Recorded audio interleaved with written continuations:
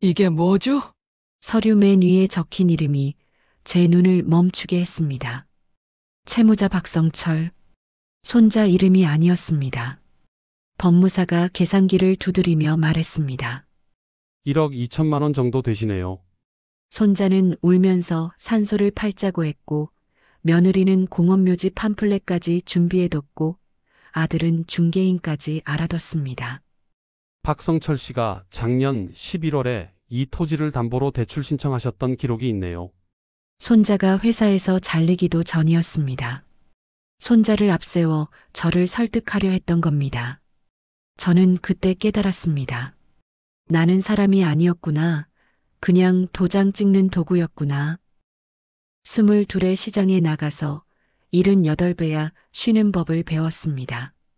새벽 4시면 눈이 떠지는 게 평생 몸에 밴 습관이었지요. 요즘도 가끔 새벽에 깨면 저도 모르게 장화를 찾고 있습니다. 그때는 장화 신고 시장 바닥에 서면 그게 제 하루의 시작이었거든요. 손에 동상이 터지고 발이 시려서 저릴 때도 많았지만 그래도 버텼습니다. 그렇게 50년을 넘게 시장 좌판에서 살았습니다. 고추, 마늘, 감자 뭐든 팔았고 손님들 얼굴을 다 외울 정도였습니다. 장사가 안 될 땐 속이 타들어가고 잘 될 땐 또 모자라는 게 있어서 불안했습니다. 그런데 이상하게도 지금 돌아보면 그때가 제일 살아있던 시절 같아요. 남편은 제가 45대 먼저 갔습니다. 술 때문이었는지 담배 때문이었는지 아니면 그냥 팔자였는지 모르겠습니다. 장례식 끝나고 나서 저는 딱 사흘을 울었습니다. 사흘 뒤엔 다시 시장에 나가야 했거든요. 아들 성철이도 키워야 했고 그의 대학 등록금도 마련해야 했으니까요. 그렇게 몇 년을 더 버티다 보니 성철이가 취직을 했고 결혼도 했습니다.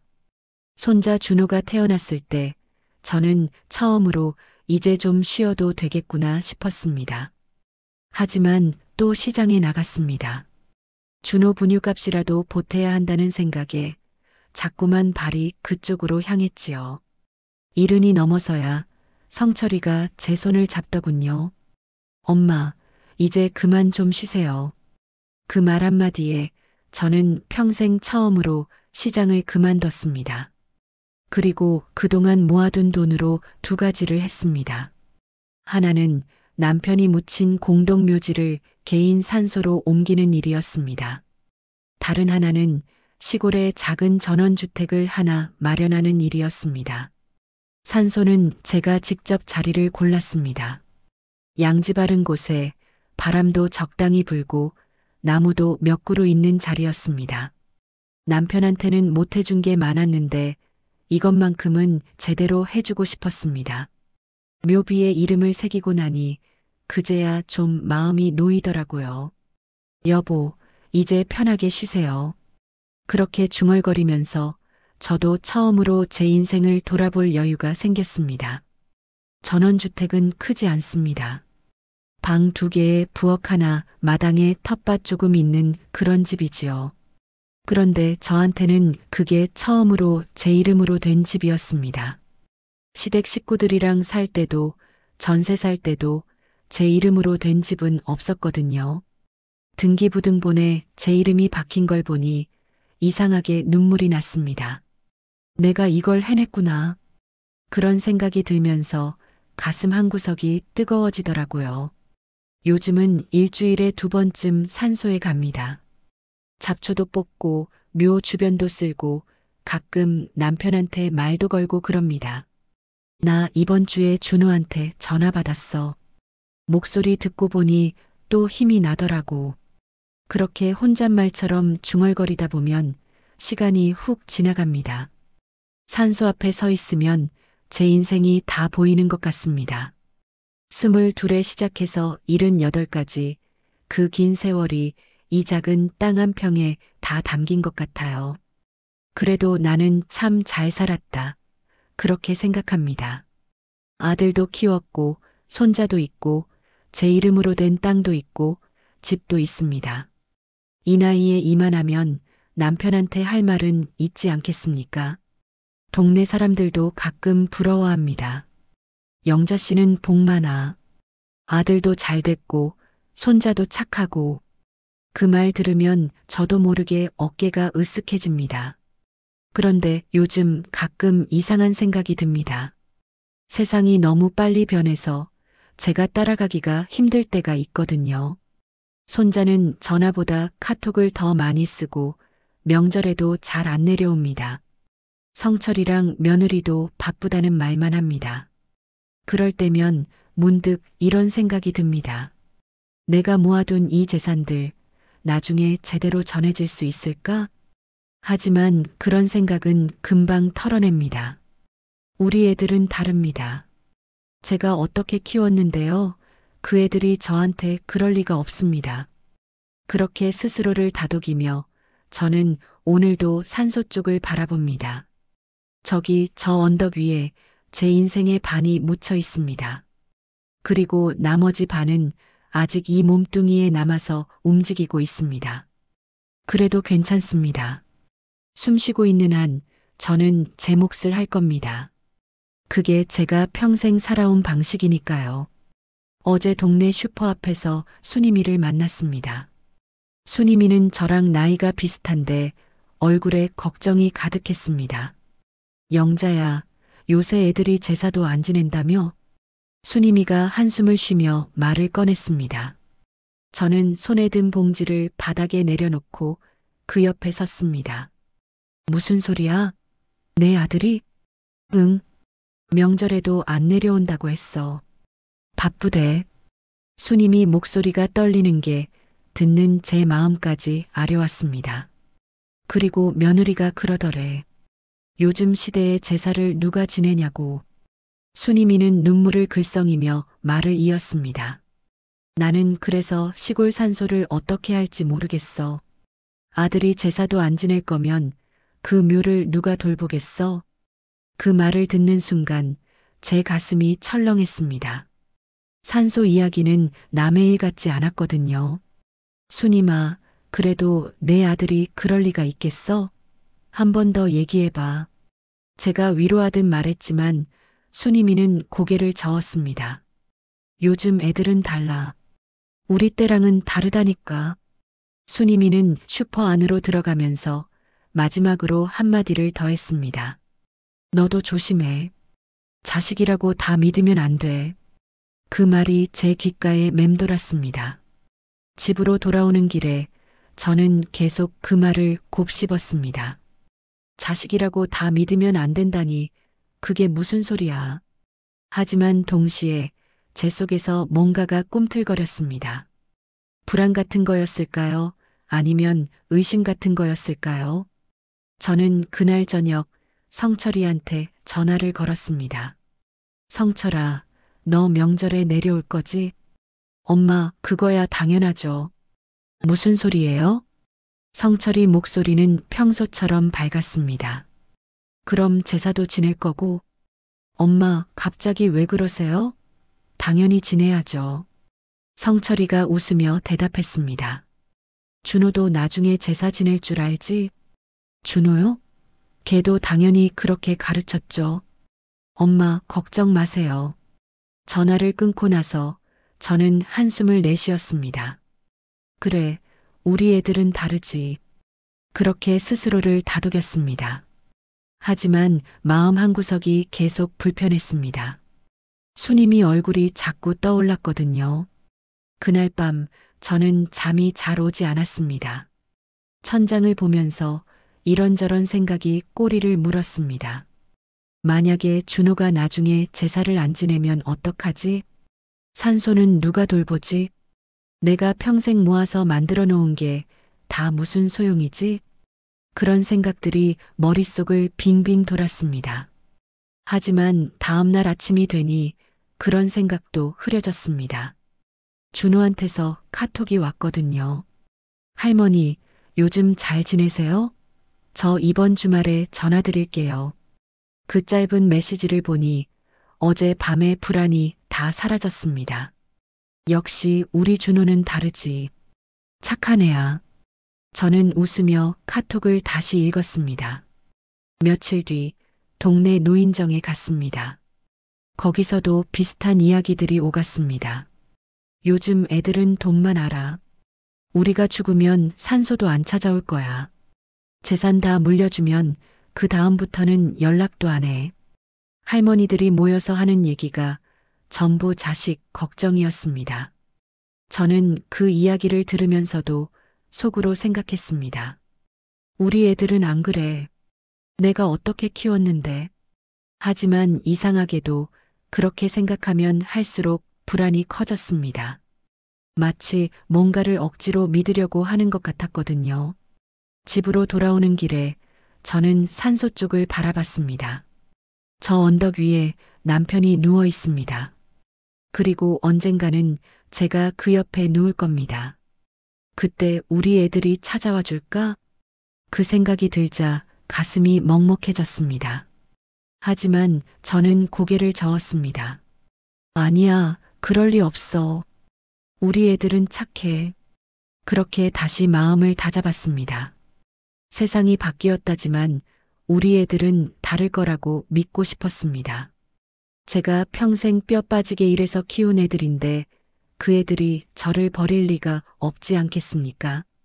그런데 왜일까요? 그렇게 믿으려고 하면 할수록 수님이 목소리가 자꾸 들렸습니다. 너도 조심해. 자식이라고 다 믿으면 안 돼. 그 말이 귓가를 떠나지 않았습니다. 저는 현관문을 열고 집 안으로 들어가면서 작게 중얼거렸습니다. 아니야, 우리 애들은 아니야. 그렇게 말하면서도 제 목소리가 떨리는 게 느껴졌습니다. 그 주 토요일 준호한테서 전화가 왔습니다. 할머니, 저예요. 준호.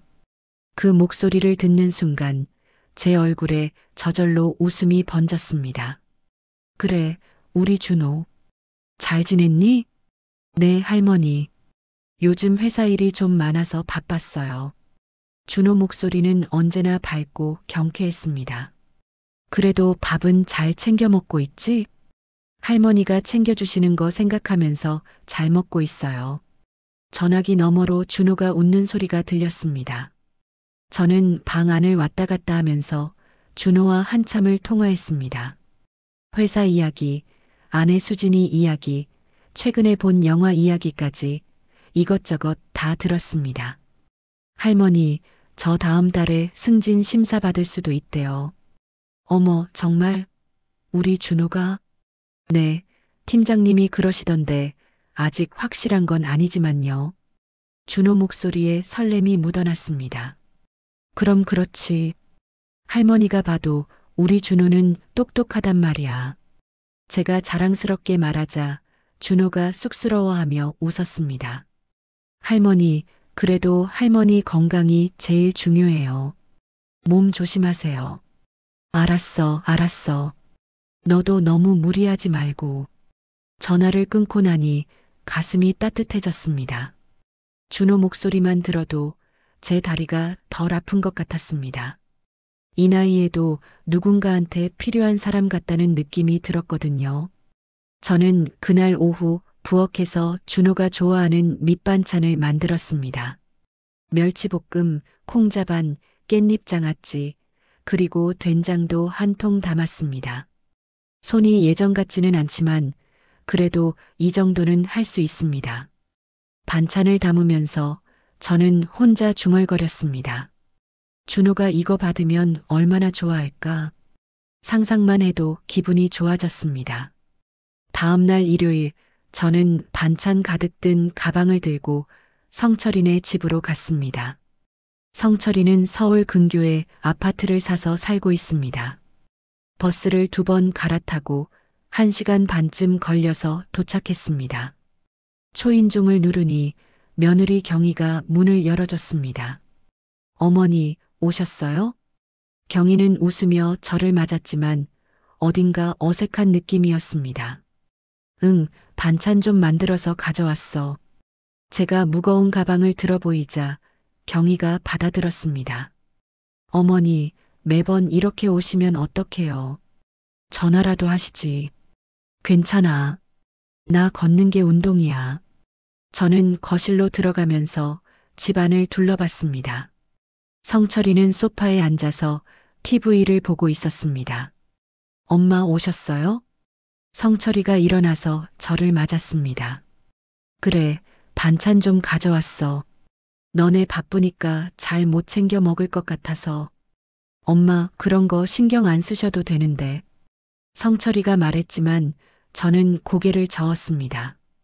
신경 안 쓸 수가 있어야지. 너 내 아들인데. 부엌에서 경희가 반찬을 꺼내며 말했습니다. 어머니, 이거 다 언제 만드셨어요? 손이 얼마나 가는데. 괜찮아. 나 할 일도 없는데 뭐. 저는 웃으며 대답했지만 사실 손목이 좀 아팠습니다. 하지만 그런 건 말할 필요가 없었습니다. 거실에 앉아서 성철이랑 이런저런 이야기를 나눴습니다.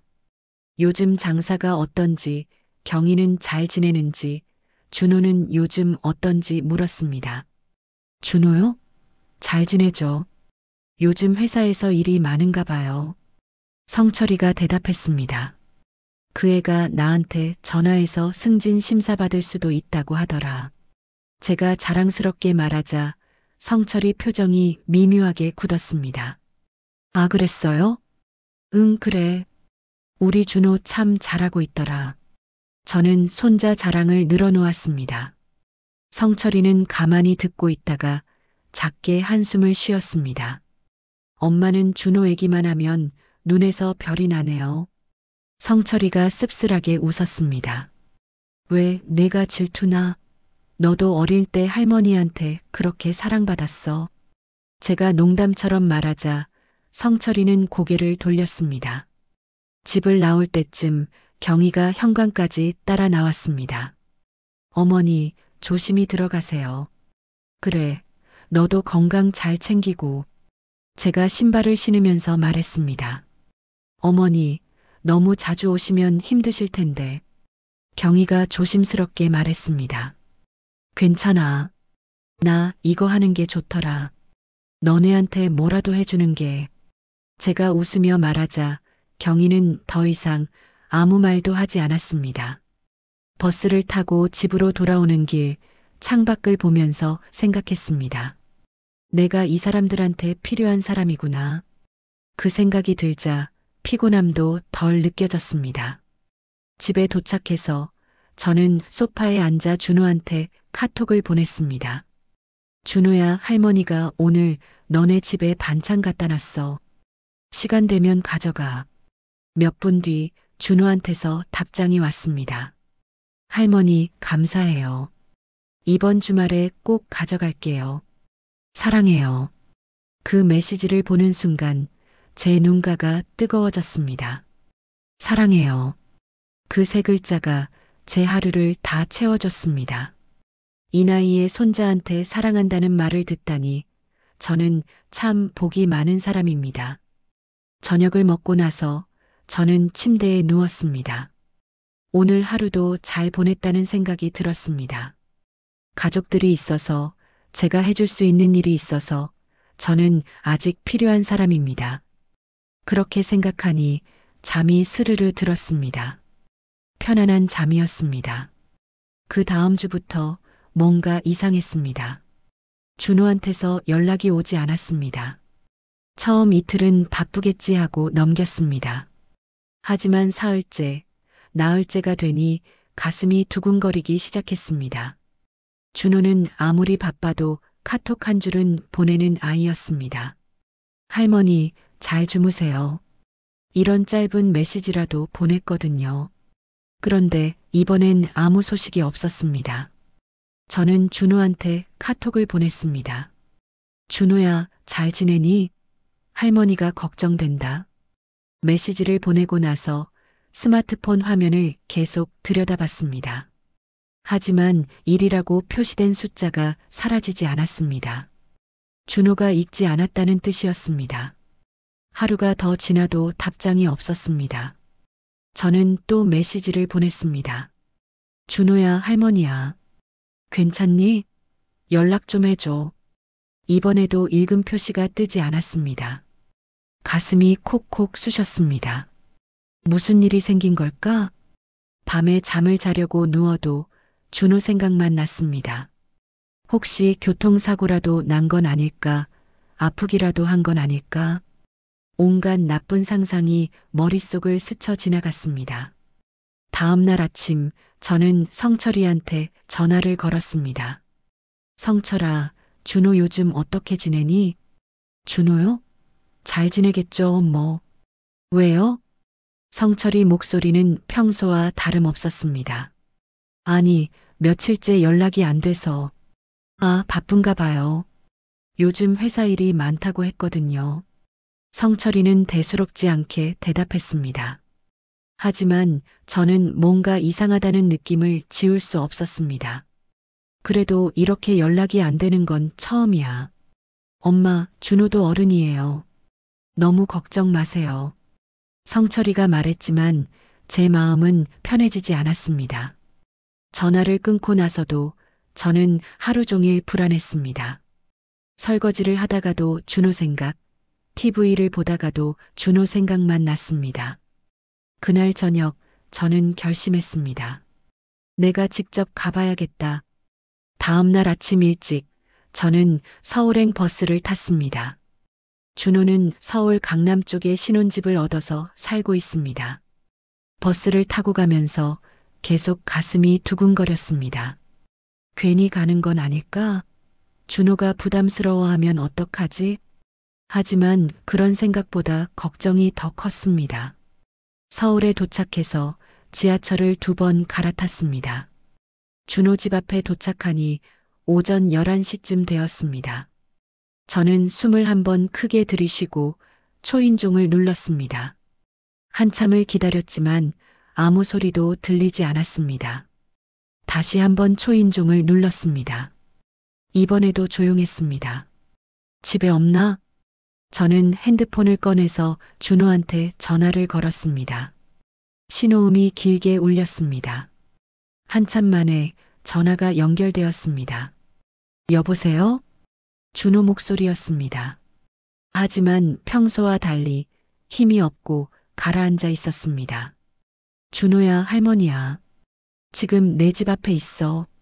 할머니요? 준호가 놀란 듯 말했습니다. 응, 내가 연락이 안 돼서 할머니가 걱정돼서 왔어. 아, 잠깐만요. 지금 문 열어드릴게요. 전화가 끊기고 잠시 뒤 현관문이 열렸습니다. 준호가 나타났습니다. 그런데 준호 모습이 이상했습니다. 머리는 산발이고 얼굴에는 수염이 자라 있었습니다. 눈은 충혈되어 있었고 옷도 며칠은 입은 듯 구겨져 있었습니다. 준호야, 너 왜 이래? 제가 깜짝 놀라서 물었습니다. 준호는 아무 말 없이 저를 안으로 들어오라고 손짓했습니다. 집 안으로 들어가니 더 놀랐습니다. 거실 바닥에는 소주병이 여러 개 굴러다니고 테이블 위에는 배달 음식 용기가 쌓여 있었습니다. 창문은 커튼이 닫혀져 있어서 어두웠습니다. 준호야, 도대체 무슨 일이 있었니? 제가 다급하게 물었습니다. 준호는 소파에 주저앉으며 고개를 떨궜습니다. 할머니, 저 회사에서 잘렸어요. 그 말을 듣는 순간 제 머릿속이 하얘졌습니다. 뭐라고? 잘렸다고? 내 구조조정이래요. 저만 당한 게 아니라 팀 전체가. 준호 목소리가 떨렸습니다. 그게 언제인데? 지난주 금요일이요.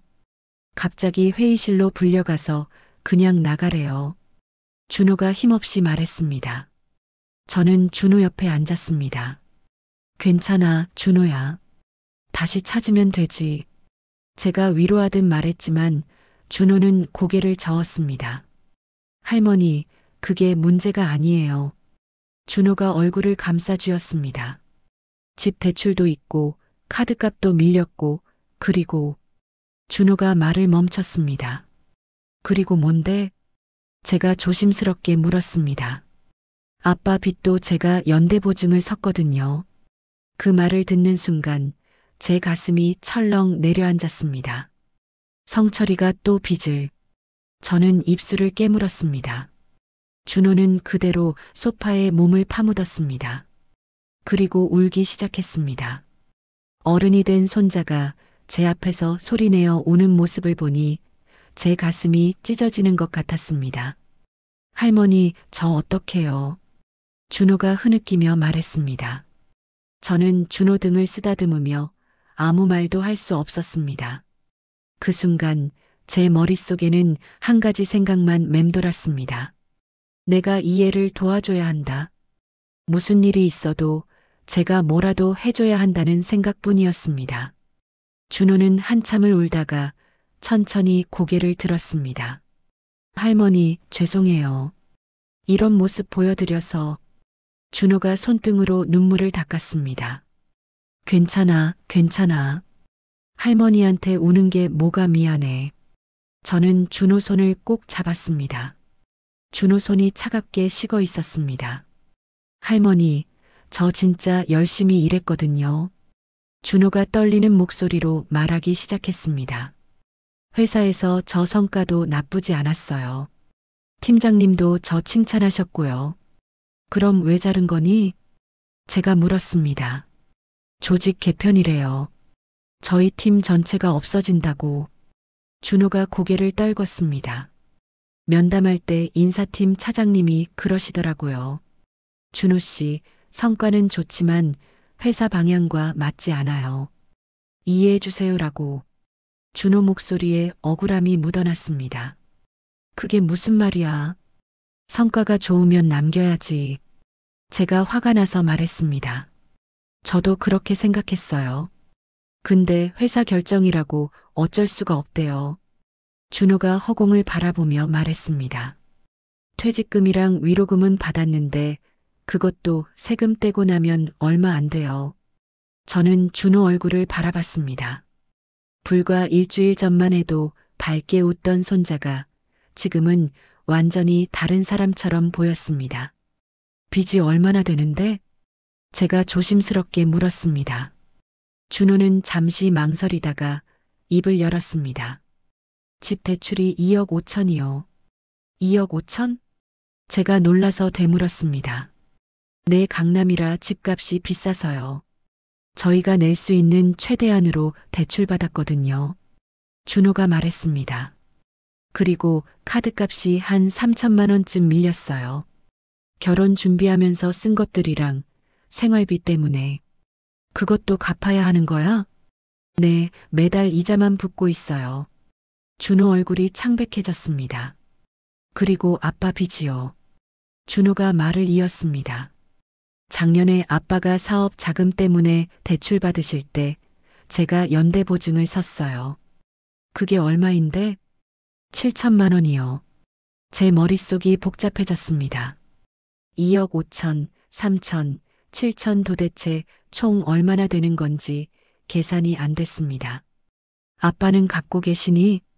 제가 물었습니다. 준호는 고개를 저었습니다. 가게 매출이 안 나온다고 요즘 빚독촉 전화가 제 핸드폰으로 오기 시작했어요. 준호가 떨리는 손으로 핸드폰을 꺼냈습니다. 화면에는 모르는 번호 부재중 전화가 수십 개 찍혀 있었습니다. 이게 다 채권 추심 전화예요. 하루에 10통도 넘게 와요. 준호가 핸드폰을 내려놓으며 말했습니다. 저는 가슴이 답답해져서 숨을 크게 들이쉬었습니다. 수진이는 알아? 제가 손주며느리 이름을 불렀습니다. 네, 알아요. 수진이가 이제 혼자 돈 벌어야 한다고. 준호 목소리가 또 떨렸습니다. 수진이가 요즘 투잡 뛰고 있어요. 낮에 회사 다니고 저녁에는 편의점 알바하고. 어머, 그 애가 그렇게까지? 제가 놀라서 물었습니다. 네, 제가 미안해서 죽겠어요. 신혼인데 이런 꼴을 만들어서. 준호가 또 울먹이기 시작했습니다. 어제도 수진이랑 싸웠어요. 제가 무능해서 이렇게 됐다고 수진이가. 준호는 더 이상 말을 잇지 못했습니다. 저는 준호를 바라보며 가슴이 미어지는 것 같았습니다. 이 아이가 무슨 잘못이 있나요? 열심히 일했는데 회사에서 잘린 것뿐인데 왜 이렇게까지 무너져야 하는 겁니까? 준호야, 괜찮아. 할머니가 있잖아. 제가 준호 손을 다시 잡았습니다. 할머니, 준호가 저를 바라봤습니다.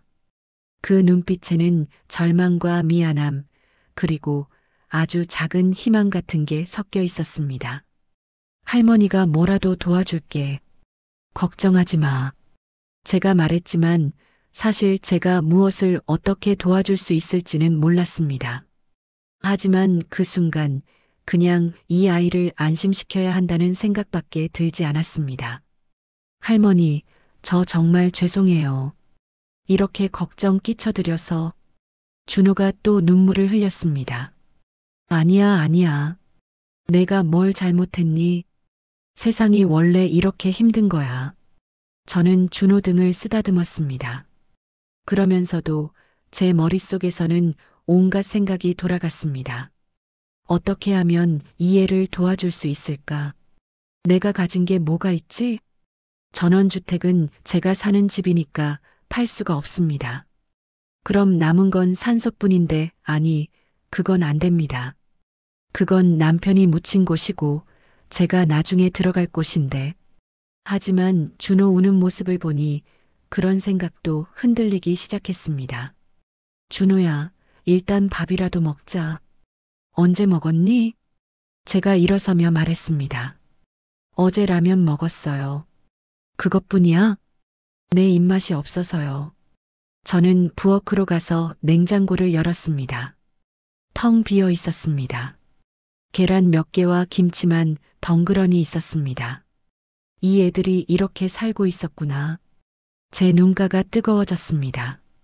저는 핸드폰을 꺼내서 배달 앱을 열었습니다. 서툴지만 그래도 이 정도는 할 줄 압니다. 죽을 2그릇 주문했습니다. 준호야, 죽 시켰어. 조금만 기다려.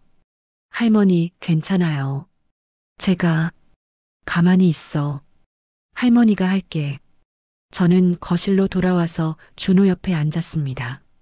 준호는 소파에 기댄 채 천장만 바라보고 있었습니다. 그 모습이 너무 처량해서 저는 가슴이 무너지는 것 같았습니다. 이 아이를 내가 어떻게든 일으켜 세워야 한다. 그 생각만 머릿속을 가득 채웠습니다. 무슨 일이 있어도 제가 이 아이를 도와줄 겁니다. 그게 할머니가 할 수 있는 마지막 일이라면 저는 기꺼이 하겠습니다.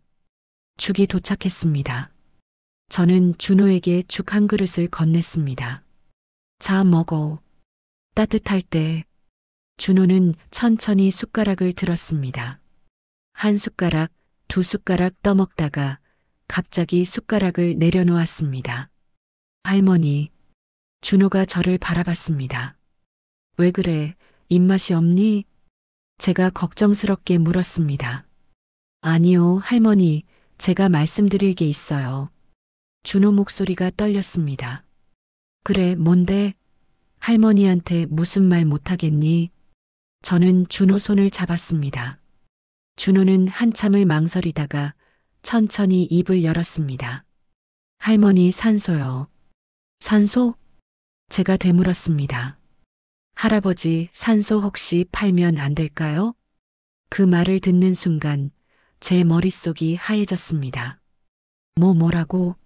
할머니, 저도 이런 말하기 정말 싫어요. 근데 정말 다른 방법이 없어요.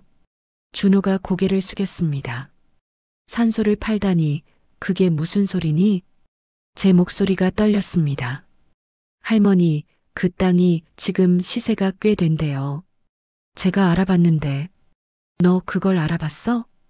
제가 믿을 수 없다는 표정으로 물었습니다. 네, 죄송해요. 근데 할머니, 저 정말 절박해요. 준호 눈에 또 눈물이 고였습니다. 산소는 안 돼. 그건 내 할아버지가 묻힌 곳이야. 제가 단호하게 말했습니다. 저도 알아요. 근데 할머니, 할아버지도 이해하실 거예요. 손자가 이렇게 힘든데. 준호가 떨리는 목소리로 말했습니다. 그렇다고 산소를 팔아? 그럼 내 할아버지는 어디로 가는데? 옮기면 돼요. 공원묘지나 납골 땅으로 요즘 그렇게 많이 하잖아요. 준호가 말했지만 제 가슴은 무너지고 있었습니다. 그때 현관문이 열리는 소리가 들렸습니다. 성철이와 경이었습니다. 엄마, 여기 계셨어요? 성철이가 놀란 표정으로 저를 봤습니다. 준호한테 연락이 안 돼서 왔어. 제가 대답했습니다. 성철이는 거실을 둘러보더니 준호를 바라봤습니다. 준호야, 집이 왜 이 모양이야? 아빠. 준호가 고개를 숙였습니다. 경희가 부엌 쪽을 보더니 한숨을 쉬었습니다. 어머니, 여기서 뭐 하셨어요? 준호가 회사에서 잘렸다는데 내가 그냥 있을 수 있겠니? 제가 말했습니다. 성철이는 소파에 앉으며 말했습니다. 엄마, 그거 저도 알아요. 준호한테 들었어요. 그럼 너는 뭘 하고 있었니? 아들이 이렇게 무너져 있는데. 제가 따지듯 물었습니다. 엄마, 저도 형편이 안 좋아요. 가게가 요즘 적자예요. 성철이가 힘없이 말했습니다. 그래도 내 아들인데 어떡해.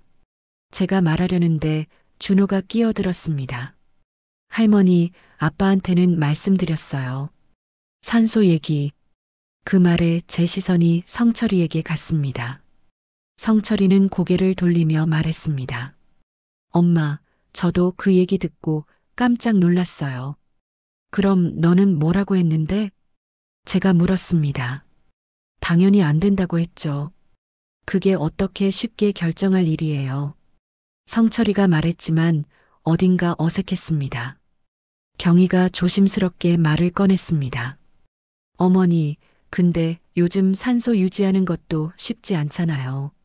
무슨 소리야? 제가 경희를 쳐다봤습니다. 아니, 어머니 연세도 있으시고 산소 관리하러 오르내리시는 것도 힘드실 텐데. 경희가 말했습니다. 내가 힘들다고 한 적 없어.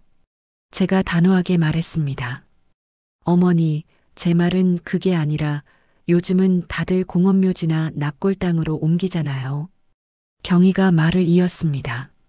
그리고 그 땅이 지금 꽤 괜찮은 위치라고 하더라고요. 너도 알아봤어? 제가 놀라서 물었습니다. 경희는 당황한 표정을 지으며 말했습니다. 아니, 그냥 준호한테 들었어요. 하지만 경희 목소리에는 뭔가 준비된 느낌이 있었습니다. 성철이가 말을 이었습니다. 엄마, 저도 반대해요. 근데 만약에 정말로 한다면요? 뭐? 공원묘지로 옮기는 비용이랑 그 땅 매각하는 절차 같은 거 한번 알아는 봤어요. 성철이가 조심스럽게 말했습니다. 제 가슴이 철렁했습니다. 너도 알아봤다는 거야? 아니, 엄마. 오해하지 마세요.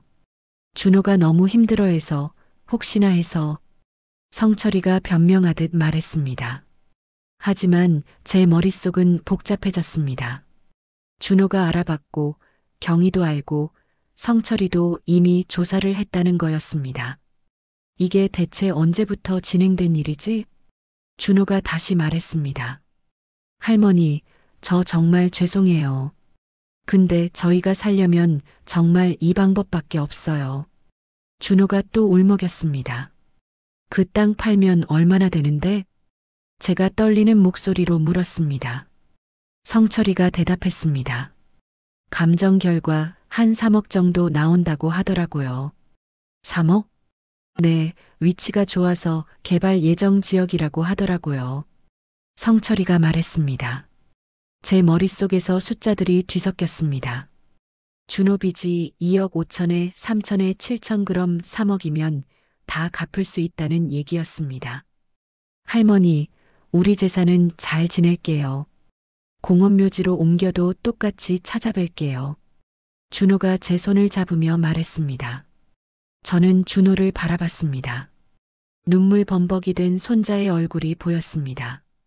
그 순간 제 마음이 흔들리기 시작했습니다.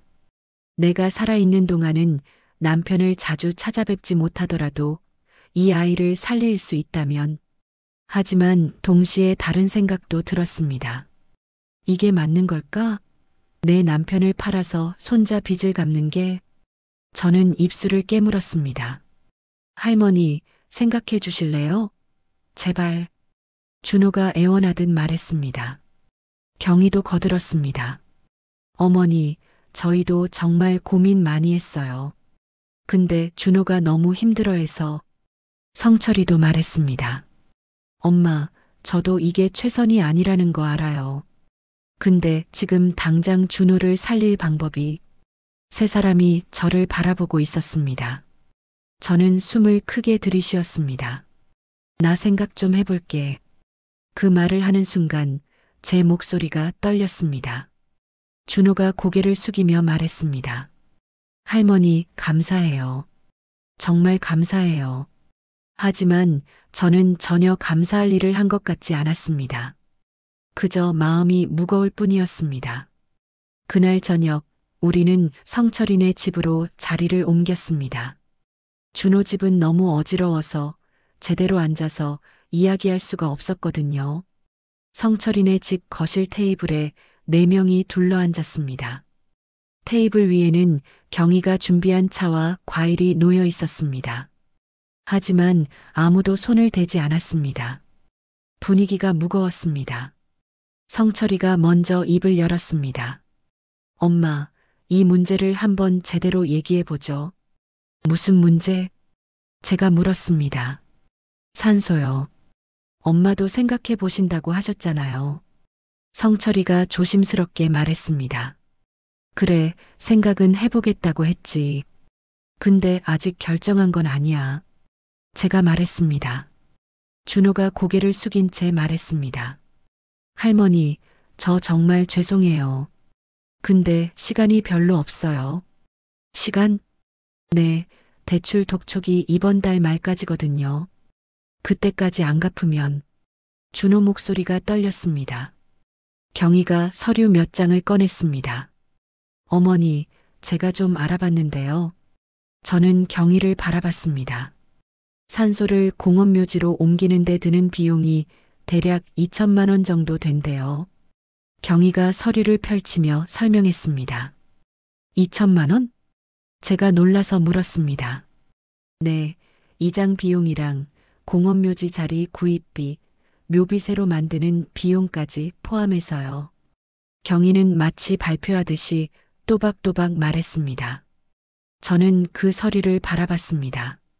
글씨가 빼곡하게 적혀 있었고 어디선가 출력한 것 같았습니다. 너 언제 이걸 알아봤니? 제가 물었습니다. 아, 이건 준호가 부탁해서 며칠 전에. 경희가 말끝을 흐렸습니다. 며칠 전에? 제 머릿속이 복잡해졌습니다. 준호가 저한테 연락도 안 하던 그 며칠 동안 이미 이런 조사를 하고 있었다는 거였습니다. 성철이가 말을 이었습니다. 엄마, 그리고 산소 땅을 팔면 세금도 내야 해요. 세금? 네, 양도소득세요. 대충 계산해 보니까 한 5천만 원 정도 나올 것 같아요. 성철이가 말했습니다. 저는 어리둥절했습니다. 그럼 3억에서 2천 빼고 5천 빼면 2억 3천 정도 남죠. 성철이가 제 말을 가로막으며 대답했습니다. 마치 이미 계산을 다 해놓은 것처럼요. 준호가 말했습니다. 그 돈이면 제 빚을 다 갚을 수 있어요. 집 대출이랑 카드값이랑 아빠 연대보증까지. 저는 준호를 바라봤습니다. 그럼 너는 맨몸이 되는 거네? 네, 근데 그래도 빚은 없으니까요. 다시 시작할 수 있어요. 준호가 말했지만 그 목소리에는 확신이 없었습니다. 경희가 또 서류를 꺼냈습니다. 어머니, 그리고 이게 공원묘지 자리인데요. 여기 꽤 괜찮은 곳이에요. 경희가 팜플렛을 펼쳤습니다. 사진 속에는 깔끔하게 정돈된 공원묘지가 보였습니다. 보세요. 잔디도 잘 관리되어 있고 주차장도 가까워요. 어머니가 찾아오시기도 편하실 거예요. 경희가 설명했습니다. 저는 그 팜플렛을 바라보며 이상한 느낌이 들었습니다. 언제 이런 것까지 준비했지? 성철이가 말했습니다. 엄마, 그리고 산소 팔 때 중개인도 이미 알아뒀어요. 중개인까지? 제가 놀라서 물었습니다. 네, 준호 친구 중에 부동산 하는 애가 있대요. 그 친구한테 부탁하면 수수료도 좀 깎아준다고 성철이가 말했습니다. 저는 테이블을 바라보며 입술을 깨물었습니다. 이장 비용, 세금, 공원묘지 자리, 중개인까지 모든 게 이미 준비되어 있었습니다. 마치 제가 내라고 말하기만을 기다리는 것 같았습니다. 엄마, 생각보다 복잡한 게 아니에요. 빠르면 한 달 안에 다 처리할 수 있대요. 성철이가 말했습니다. 한 달? 네, 이장 허가받고 땅 매매 계약하고 다 합쳐서 한 달이면 된다고 하더라고요. 성철이는 마치 이미 몇 번이나 확인한 듯이 말했습니다. 저는 그들을 하나하나 바라봤습니다. 준호, 성철이, 경희. 세 사람 모두 저를 바라보고 있었습니다. 기대하는 눈빛이었습니다. 그때 문득 이런 생각이 들었습니다. 내 땅 이야기인데 왜 나만 아무것도 모르는 느낌이지? 저는 차를 한 모금 마셨습니다. 손이 떨려서 찻잔이 덜그럭 소리를 냈습니다. 할머니, 괜찮으세요? 준호가 걱정스럽게 물었습니다. 응, 괜찮아. 제가 대답했지만 사실은 괜찮지 않았습니다. 가슴이 답답하고 숨이 막히는 것 같았습니다. 경희가 웃으며 말했습니다. 어머니, 걱정 마세요. 저희가 다 알아서 할게요. 어머니는 그냥 도장만 찍으시면 돼요. 도장? 네, 산소 땅이 어머니 명의니까요. 서류에 도장 찍으셔야 해요. 경희가 친절하게 설명했습니다.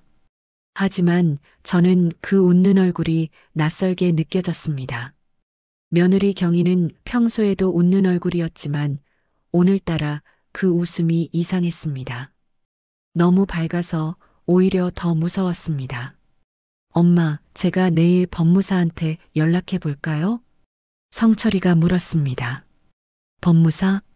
네, 이런 거 처리하려면 법무사가 필요하거든요. 제가 아는 사람 있어요. 성철이가 말했습니다. 저는 아무 대답도 하지 않았습니다. 머릿속이 너무 복잡했습니다. 준호가 다시 말했습니다. 할머니, 정말 죄송해요. 근데 저 이거 아니면 정말 방법이 없어요. 준호가 또 눈물을 흘렸습니다. 저는 준호를 바라봤습니다. 손자의 눈물을 보면 마음이 약해졌습니다. 그래, 이 아이를 살려야지. 내가 뭘 망설이는 거야.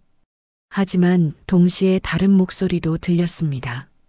이게 정말 맞는 일일까? 왜 나만 제일 나중에 듣는 느낌이지? 저는 천천히 입을 열었습니다. 나 좀 더 생각해 볼게. 그 말을 하자 세 사람의 표정이 미묘하게 변했습니다. 준호는 실망한 표정, 성철이는 조급한 표정, 경희는 약간 짜증 섞인 표정이었습니다. 엄마, 시간이 없다니까요. 성철이가 말했습니다. 알아. 근데 이게 쉽게 결정할 일이야? 제가 목소리를 높였습니다. 내 아버지가 묻힌 곳이야. 내가 나중에 들어갈 곳이고. 성철이는 한숨을 쉬었습니다. 엄마, 아버지도 이해하실 거예요. 손자를 위해서라면. 그걸 내가 어떻게 알아? 제가 되물었습니다. 분위기가 싸늘해졌습니다. 저는 자리에서 일어났습니다. 나 오늘은 집에 갈게. 생각 좀 하고 연락할게. 할머니. 준호가 말했지만 저는 현관으로 향했습니다. 집으로 돌아오는 버스 안에서 저는 창밖만 바라봤습니다. 머릿속이 뒤죽박죽이었습니다. 내가 잘못 생각하는 걸까? 애들이 나를 위해서 미리 알아본 건데 내가 예민한 건가? 하지만 아무리 생각해도 뭔가 이상했습니다. 제가 모르는 사이에 모든 게 준비되어 있었다는 게 마음에 걸렸습니다. 집에 도착해서 저는 한참을 소파에 앉아 있었습니다. 창밖으로 어둠이 깔렸습니다. 방 안에 불을 켜지 않아서 저도 어둠 속에 묻혔습니다. 머릿속으로 오늘 있었던 일들이 계속 맴돌았습니다. 준호의 눈물, 성철이의 조급함, 경희의 서류들, 그리고 제가 느꼈던 그 이상한 소외감. 내가 너무 예민한 걸까? 저는 스스로에게 물었습니다. 애들이 미리 알아본 건 나를 위해서였을 거야. 내가 힘들어할까봐. 그렇게 생각하니 조금 마음이 풀렸습니다. 다음 날 아침 저는 산소로 갔습니다. 남편한테 물어보고 싶었습니다. 언덕을 올라가는 길이 평소보다 힘들게 느껴졌습니다. 숨이 가빠서 중간에 2번이나 멈춰야 했습니다. 나도 이제 늙었나 보다. 그런 생각이 들었습니다. 산소에 도착해서 저는 묘비 앞에 섰습니다. 남편 이름이 새겨진 비석을 쓰다듬었습니다. 여보, 나왔어요. 제가 작게 말했습니다. 바람이 불어와서 나뭇잎들이 바스락거렸습니다. 여보, 나 고민이 있어요. 저는 묘비 앞에 앉았습니다. 준호가 힘들어요. 회사에서 잘리고 빚도 많고 당신도 알죠? 말을 하다 보니 눈물이 났습니다. 애들이 여기를, 이 땅을 팔자고 해요. 그 말을 하는 순간 목이 메었습니다. 당신을 다른 데로 모시고 이 땅을 팔아서 준호 빚을 갚자고요. 저는 손으로 풀을 뜯었습니다. 나는 어떻게 해야 할지 모르겠어요. 한참을 그렇게 앉아 있었습니다. 그러다 문득 남편 목소리가 들리는 것 같았습니다. 당신이 결정해. 당신이 살아있는 사람이잖아. 남편은 생전에도 그런 사람이었습니다. 큰일은 항상 저한테 맡겼습니다. 여보, 당신이라면 어떻게 했을까요? 제가 물었지만 대답은 없었습니다. 바람만 불어올 뿐이었습니다. 저는 천천히 일어났습니다. 묘비를 한 번 더 쓰다듬고 언덕을 내려왔습니다. 집으로 돌아오는 길에 저는 계속 생각했습니다. 준호가 저렇게 무너진 걸 보면서 내가 가만히 있을 수 있을까? 내가 도와줄 수 있는데 안 도와주는 게 맞는 걸까? 그렇게 생각하니 마음이 기울기 시작했습니다. 집에 도착해서 저는 준호한테 전화를 걸었습니다. 준호야, 할머니야. 할머니 안녕하세요. 준호 목소리는 여전히 힘이 없었습니다. 준호야, 할머니가 생각을 좀 해봤어. 네. 준호가 긴장한 듯 대답했습니다. 산소 말이야, 팔아도 될 것 같아. 전화기 너머로 준호가 숨을 죽이는 소리가 들렸습니다. 할머니 정말이요? 응. 근데 조건이 있어. 무슨 조건이요? 공원묘지로 옮긴 다음에도 너희가 제사 잘 지내줘야 해. 약속할 수 있니? 할머니, 당연하죠. 제가 꼭 지킬게요. 준호 목소리에 생기가 돌아왔습니다. 그리고 이 돈으로 빚만 갚아. 다른 데는 쓰지 마. 네, 할머니. 정말 감사합니다. 정말. 준호가 울먹이는 소리가 들렸습니다. 전화를 끊고 나서 저는 한숨을 내쉬었습니다. 이게 맞는 결정이겠지. 스스로를 다독였습니다. 내가 먼저 말해야 애들이 덜 미안해할 거야. 준호도 새 출발할 수 있을 거고. 그렇게 생각하니 제가 좋은 일을 한 것 같았습니다. 아니, 좋은 일이라고 믿고 싶었습니다. 며칠 뒤 성철이네 집에서 다시 모였습니다. 이번에는 제가 먼저 말을 꺼냈습니다. 산소 팔기로 했어. 그 말을 하자 세 사람의 얼굴이 환해졌습니다. 엄마, 정말이요? 성철이가 놀라며 물었습니다. 응. 준호가 너무 힘들어 보여서 내가 해줄 수 있는 게 이것밖에 없더라. 제가 말했습니다. 준호가 일어나서 제 손을 잡았습니다. 할머니, 정말 감사합니다. 제가 꼭 잘할게요. 그래, 알았어. 근데 약속은 꼭 지켜야 해. 네, 당연하죠. 경희가 웃으며 말했습니다. 어머니, 정말 감사해요. 어머니 덕분에 준호가 살았어요. 그래, 준호만 잘 되면 돼. 제가 웃으며 말했습니다. 하지만 웃으면서도 가슴 한구석이 무거웠습니다. 성철이가 서류를 꺼냈습니다. 엄마, 그럼 이제 절차 시작하면 되죠? 그래, 어떻게 하면 되는데? 제가 내일 법무사한테 연락할게요. 그리고 이장 날짜도 잡고요.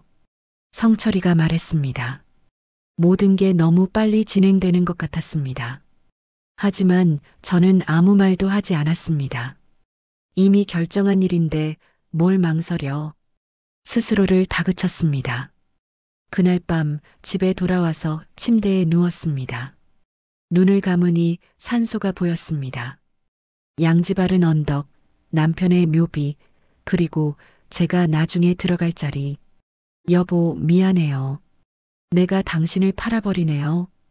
그런 생각이 들자 눈물이 났습니다. 하지만 동시에 이런 생각도 들었습니다. 괜찮아. 이게 맞는 거야. 준호를 살리는 게 더 중요해. 저는 스스로를 계속 설득했습니다. 나도 나중에 공원묘지 가면 되지. 장소가 중요한 게 아니잖아. 애들이 찾아만 와준다면 어디든 상관없어. 그렇게 마음을 돌리니까 조금 편해졌습니다. 아니, 편해진 것처럼 느끼려고 애를 썼습니다. 내가 이 나이까지 살면서 이런 결정 하나 못 내리겠어? 스스로를 다독이며 저는 잠을 청했습니다. 하지만 잠은 쉽게 오지 않았습니다. 가슴 한구석에 계속 뭔가가 걸렸습니다. 이게 정말 맞는 일일까? 그 물음이 머릿속을 떠나지 않았습니다. 일주일 뒤 성철이가 법무사 사무실에 같이 가자고 했습니다. 엄마, 서류 작성해야 하니까 같이 가셔야 해요. 그래, 알았어. 저는 준비를 하고 성철이 차를 탔습니다. 법무사 사무실은 시내에 있었습니다. 차 안에서 성철이는 계속 핸드폰만 들여다봤습니다. 성철아, 요즘 가게는 괜찮니? 제가 물었습니다. 아, 네, 그냥 그래요. 성철이는 대충 대답하고 다시 핸드폰을 봤습니다. 뭔가 신경 쓰이는 일이 있는 것 같았습니다. 법무사 사무실에 도착했습니다. 한강 법무사 사무소라는 간판이 붙어 있었습니다. 안으로 들어가니 정장을 입은 남자가 우리를 맞았습니다. 어서 오세요. 성철 씨죠? 네, 전화드렸던 사람입니다. 성철이가 악수를 했습니다. 어머님이시군요. 안녕하세요. 법무사가 저를 보며 인사했습니다. 네. 저는 짧게 대답했습니다. 우리는 상담실로 들어가 앉았습니다. 법무사가 서류 몇 장을 꺼냈습니다. 자, 그럼 산소 이장이랑 토지 매매 절차 설명드릴게요. 법무사는 펜으로 서류를 가리키며 설명하기 시작했습니다. 먼저 이장 허가를 받으셔야 하고요. 그 다음에 토지 매매 계약을 진행하시면 됩니다. 얼마나 걸리나요? 성철이가 물었습니다. 빠르면 한 달 정도요. 늦어도 2달 안에는 다 끝날 겁니다. 법무사가 대답했습니다. 저는 가만히 앉아서 그 말을 듣고 있었습니다. 법무사가 계속 설명했습니다. 그리고 토지 매매 대금은 중간에 채무 상환으로 바로 가게 할 수 있어요. 채무 상환이요? 제가 물었습니다. 네, 어머님. 빚 갚는 거 말씀이세요. 법무사가 친절하게 설명했습니다. 아, 그렇구나. 저는 고개를 끄덕였습니다. 법무사가 서류 한 장을 펼쳤습니다. 자, 그럼 여기 채무 내역 확인부터 해야 하는데요. 그 서류를 보는 순간 제 눈이 멈췄습니다. 서류 맨 위에 이름이 적혀 있었습니다. 채무자 박성철. 준호 이름이 아니었습니다. 성철이 이름이었습니다. 이게 뭐죠? 제가 떨리는 목소리로 물었습니다. 법무사가 서류를 보더니 대답했습니다. 아, 이건 채무자 명단이에요. 박성철 씨 명의로 된 대출이랑 채무가 여기 나와 있죠. 성철이 빚이라고요? 제가 다시 물었습니다. 네, 그렇네요. 총액이 1억 2천만 원 정도 되시네요. 법무사가 계산기를 두드렸습니다. 제 머릿속이 하얘졌습니다. 1억 2천? 잠깐만요. 준호 빚은 어디 있어요? 제가 다급하게 물었습니다. 법무사가 서류를 넘기더니 말했습니다. 준호 씨 빚은 여기 있네요. 대출 2억 5천, 카드 대금 3천. 이건 준호 씨 본인 명의고요. 그럼 성철이 빚은 뭔가요? 제가 성철이를 쳐다봤습니다.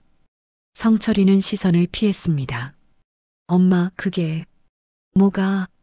제 목소리가 커졌습니다. 법무사가 당황한 표정으로 저희를 번갈아 봤습니다. 저기 제가 뭔가 잘못 설명드린 건가요? 아니에요. 계속 얘기하세요. 제가 법무사를 보며 말했습니다. 네, 그러니까 여기 보시면 박성철 씨 명의로 사업자 대출 7천만 원, 신용대출 3천만 원, 그리고 카드 연체금 2천만 원이 있습니다. 법무사가 하나하나 짚어가며 설명했습니다. 저는 그 숫자들을 보며 숨이 막혔습니다. 그리고 여기 보시면 법무사가 다른 서류를 펼쳤습니다. 박성철 씨가 이 토지를 담보로 대출 신청을 하셨던 기록이 있네요. 뭐라고요? 제가 소리쳤습니다. 네, 작년 11월에 신청하셨다가 거절됐던 기록이 있어요. 토지 소유주 동의가 없어서요. 법무사가 서류를 가리켰습니다. 제 손이 떨렸습니다. 작년 11월? 그때는 준호가 아직 회사에 다니고 있을 때였습니다. 준호가 해고당한 건 지난달이었습니다. 그럼 이 땅을 성철이가 담보로 쓰려고 했다는 거예요? 제가 떨리는 목소리로 물었습니다. 네, 그렇네요. 근데 소유주 동의가 없어서 진행이 안 됐고요. 법무사가 대답했습니다. 저는 성철이를 똑바로 쳐다봤습니다. 성철아, 이게 무슨 짓이야? 성철이는 고개를 숙였습니다. 엄마, 죄송해요. 죄송하기는 내가 내 땅을 담보로 잡으려고 했어? 제 목소리가 떨렸습니다. 법무사가 난처한 표정으로 말했습니다.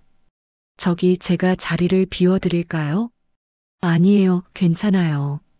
계속 설명하세요. 제가 말했습니다. 네, 그리고 여기 보시면 준호 씨가 박성철 씨 빚에 연대보증을 서 있는 게 맞습니다. 법무사가 조심스럽게 말했습니다. 그럼 결국 이 땅을 팔면 누구 빚을 갚는 거예요? 제가 물었습니다. 서류상으로는 박성철 씨 채무가 우선 변제 대상이 되어 있네요. 법무사가 대답했습니다. 제 머릿속에서 모든 게 연결되기 시작했습니다. 성철이가 작년에 이미 제 땅을 담보로 잡으려고 했었다는 것. 준호가 해고당한 건 최근 일인데 성철이 빚은 그 전부터 있었다는 것. 그리고 이 땅을 팔면 결국 성철이 빚부터 갚게 된다는 것. 성철아, 제가 떨리는 목소리로 불렀습니다. 준호를 앞세운 거야? 내 빚 때문에? 성철이는 대답하지 않았습니다. 대답해. 제가 소리쳤습니다. 엄마, 저도 힘들었어요. 가게가 망해가고 빚쟁이들이 매일 찾아오고. 성철이가 떨리는 목소리로 말했습니다. 그래서 내 아들을 이용한 거야? 이용한 게 아니에요. 준호도 정말 힘든 게 맞아요. 근데 저도 살아야 하잖아요. 성철이가 말했습니다. 저는 자리에서 일어났습니다. 다리에 힘이 풀려서 비틀거렸지만 간신히 버텼습니다. 엄마, 어디 가세요? 성철이가 저를 붙잡으려 했습니다. 손 떼. 제가 성철이 손을 뿌리쳤습니다. 죄송합니다. 오늘은 여기까지만 할게요. 제가 법무사에게 말하고 사무실을 나왔습니다. 복도에 나오니 숨이 제대로 쉬어지지 않았습니다. 가슴이 터질 것 같았습니다. 내가 모르는 사이에 이미 판이 깔려 있었구나. 준호의 눈물도 경희의 서류도 다 짜고 친 거였어. 그 생각이 들자 온몸에 힘이 빠졌습니다. 저는 벽에 기대서서 한참을 서 있었습니다. 성철이가 뒤따라 나왔습니다. 엄마, 들어가서 얘기해요. 나 혼자 있고 싶어. 제가 차갑게 말했습니다. 엄마, 가라니까? 제가 소리쳤습니다. 성철이는 더 이상 아무 말도 하지 못하고 멀어졌습니다. 저는 그 자리에서 한참을 서 있었습니다. 내가 이렇게 바보였구나. 내 손으로 내 인생을 빼앗기려고 했구나. 그 깨달음이 가슴을 찔렀습니다. 저는 택시를 타고 집으로 돌아왔습니다. 성철이 차는 타지 않았습니다. 그 사람 얼굴을 보기가 싫었습니다. 집에 도착해서 저는 소파에 주저앉았습니다. 머릿속이 뒤죽박죽이었습니다. 성철이가 작년부터 내 땅을 노렸다는 거지. 준호는 알고 있었을까? 생각하면 할수록 모든 게 의심스러웠습니다.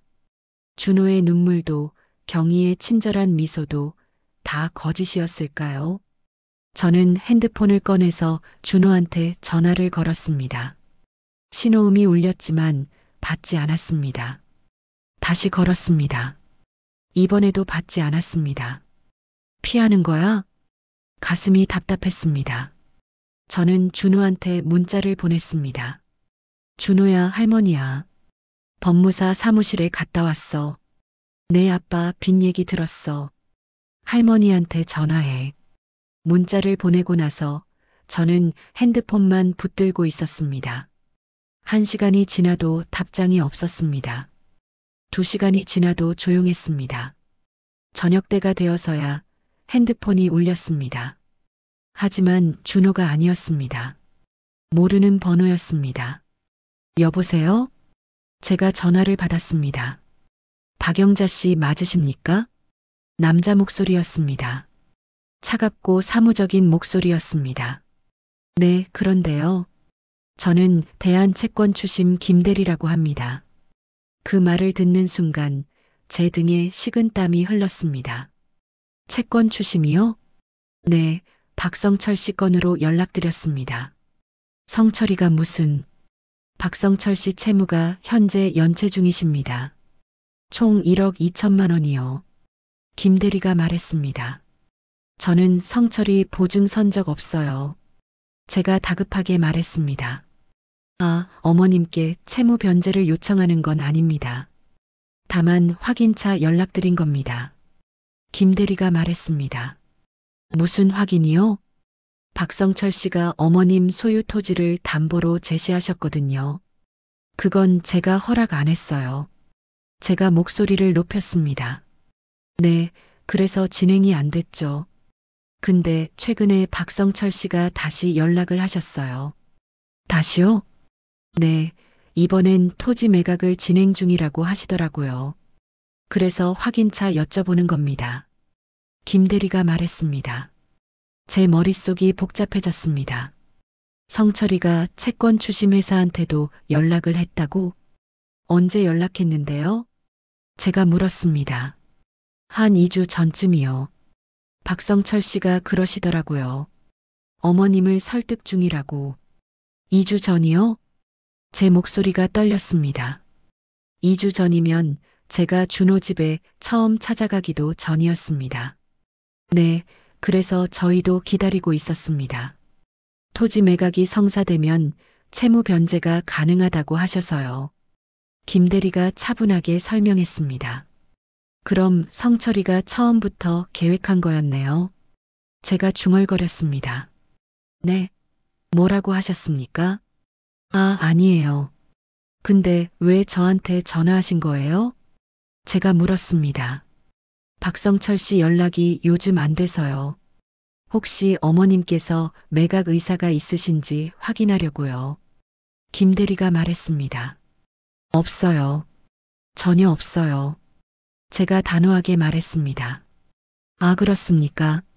알겠습니다. 그럼 박성철 씨한테 다시 연락해 보겠습니다. 김대리가 말했습니다. 전화가 끊겼습니다.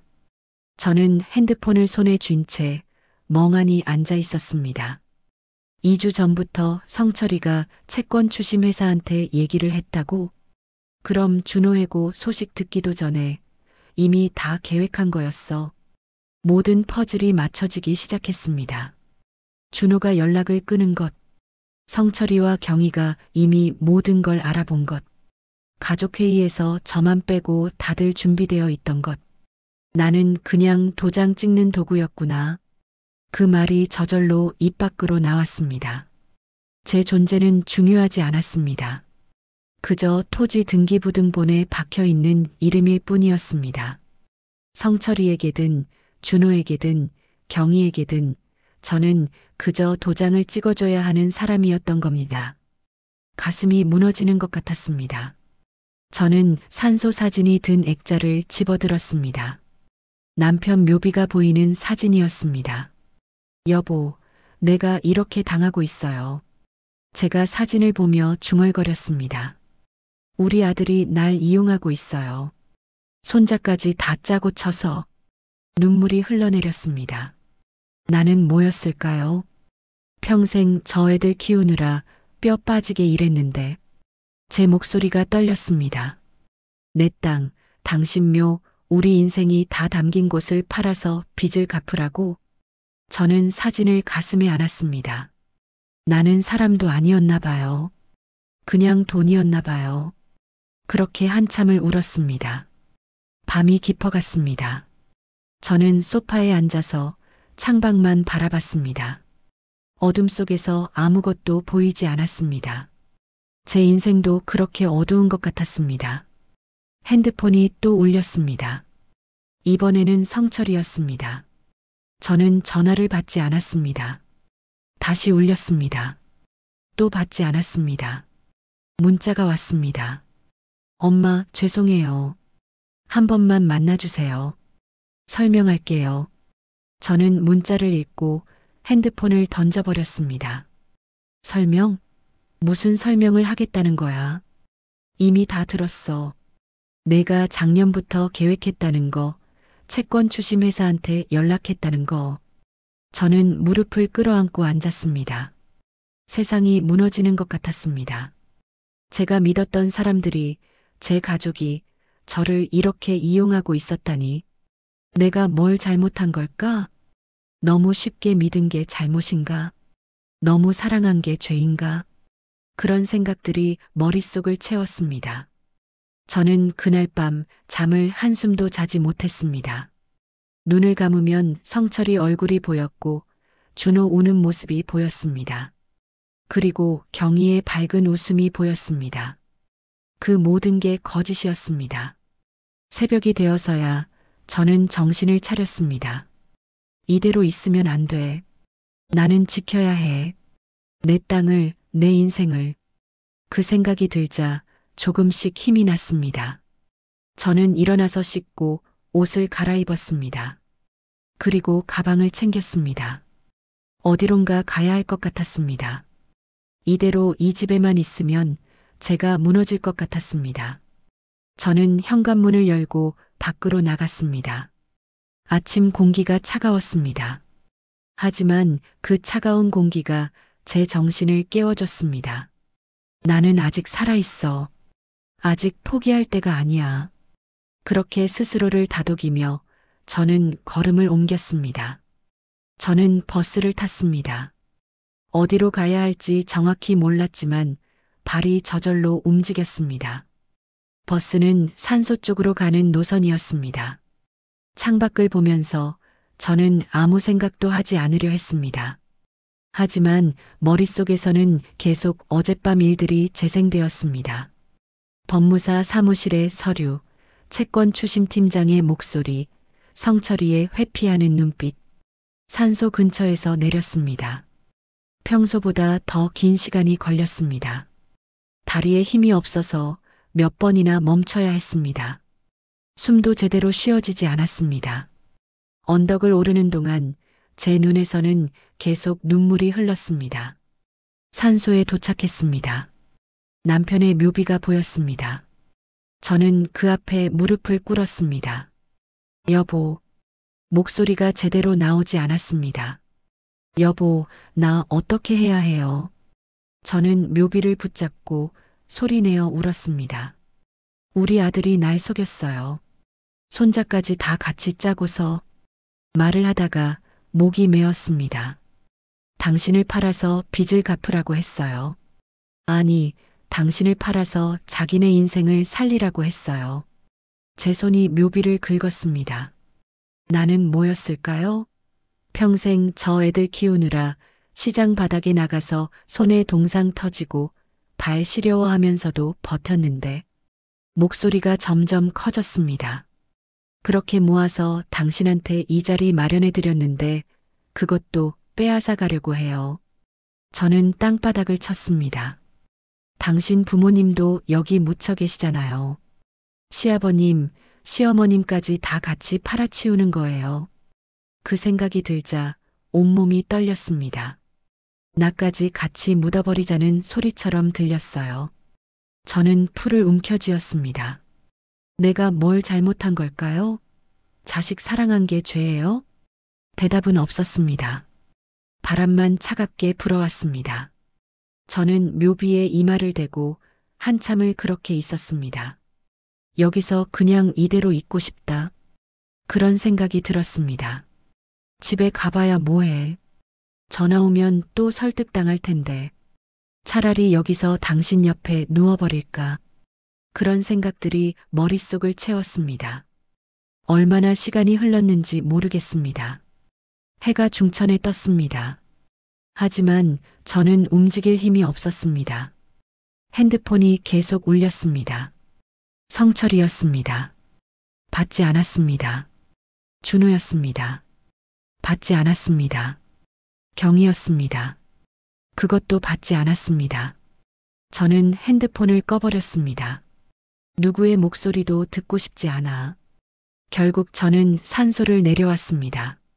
다리가 후들거려서 몇 번이나 넘어질 뻔했습니다. 집에 도착했을 때는 오후 늦게였습니다. 현관문을 열고 들어가니 집안이 너무 조용했습니다. 저는 방으로 들어가서 문을 닫았습니다. 커튼을 닫혔습니다. 방 안이 어두워졌습니다. 저는 침대에 누워서 천장만 바라봤습니다. 내 인생이 뭐였지? 그 물음이 계속 떠올랐습니다. 22에 시장 나가서 78까지 50년 넘게 장사하고 아들 키우고 손자 챙기고 그렇게 살아왔는데 결국 남은 건 뭡니까? 저를 이용하려는 가족들 뿐이었습니다. 벽에 걸린 가족 사진이 보였습니다. 준호 돌잔치 때 찍은 사진이었습니다. 저는 준호를 안고 웃고 있고 성철이랑 며느리도 웃고 있었습니다. 그때는 진짜였을까? 아니면 그때부터 이미 계산하고 있었던 걸까? 모든 게 의심스러웠습니다. 저는 일어나서 서랍을 열었습니다. 산소 사진들이 들어 있었습니다. 이장할 때 찍은 사진, 묘비 세울 때 찍은 사진. 한 장 한 장 꺼내서 봤습니다. 이게 다 무슨 소용이야. 저는 사진을 가슴에 안았습니다. 평생 모아서 만든 게 이거였는데 빼앗기게 생겼네. 눈물이 또 흘렀습니다. 밤이 되었습니다. 저는 불도 켜지 않고 그냥 어둠 속에 앉아 있었습니다. 산소 사진만 바라봤습니다. 어둠 속에서도 그 사진은 보였습니다. 배가 고팠지만 먹고 싶지 않았습니다. 목이 말랐지만 물 마실 힘도 없었습니다. 그냥 이대로 있고 싶었습니다. 아무것도 하기 싫었습니다. 현관문을 두드리는 소리가 들렸습니다. 엄마, 엄마 계세요? 성철이 목소리였습니다. 저는 대답하지 않았습니다. 엄마, 문 열어주세요. 제발이요. 성철이가 계속 두드렸습니다. 저는 귀를 막았습니다. 한참 뒤에야 소리가 멈췄습니다. 다시 조용해졌습니다.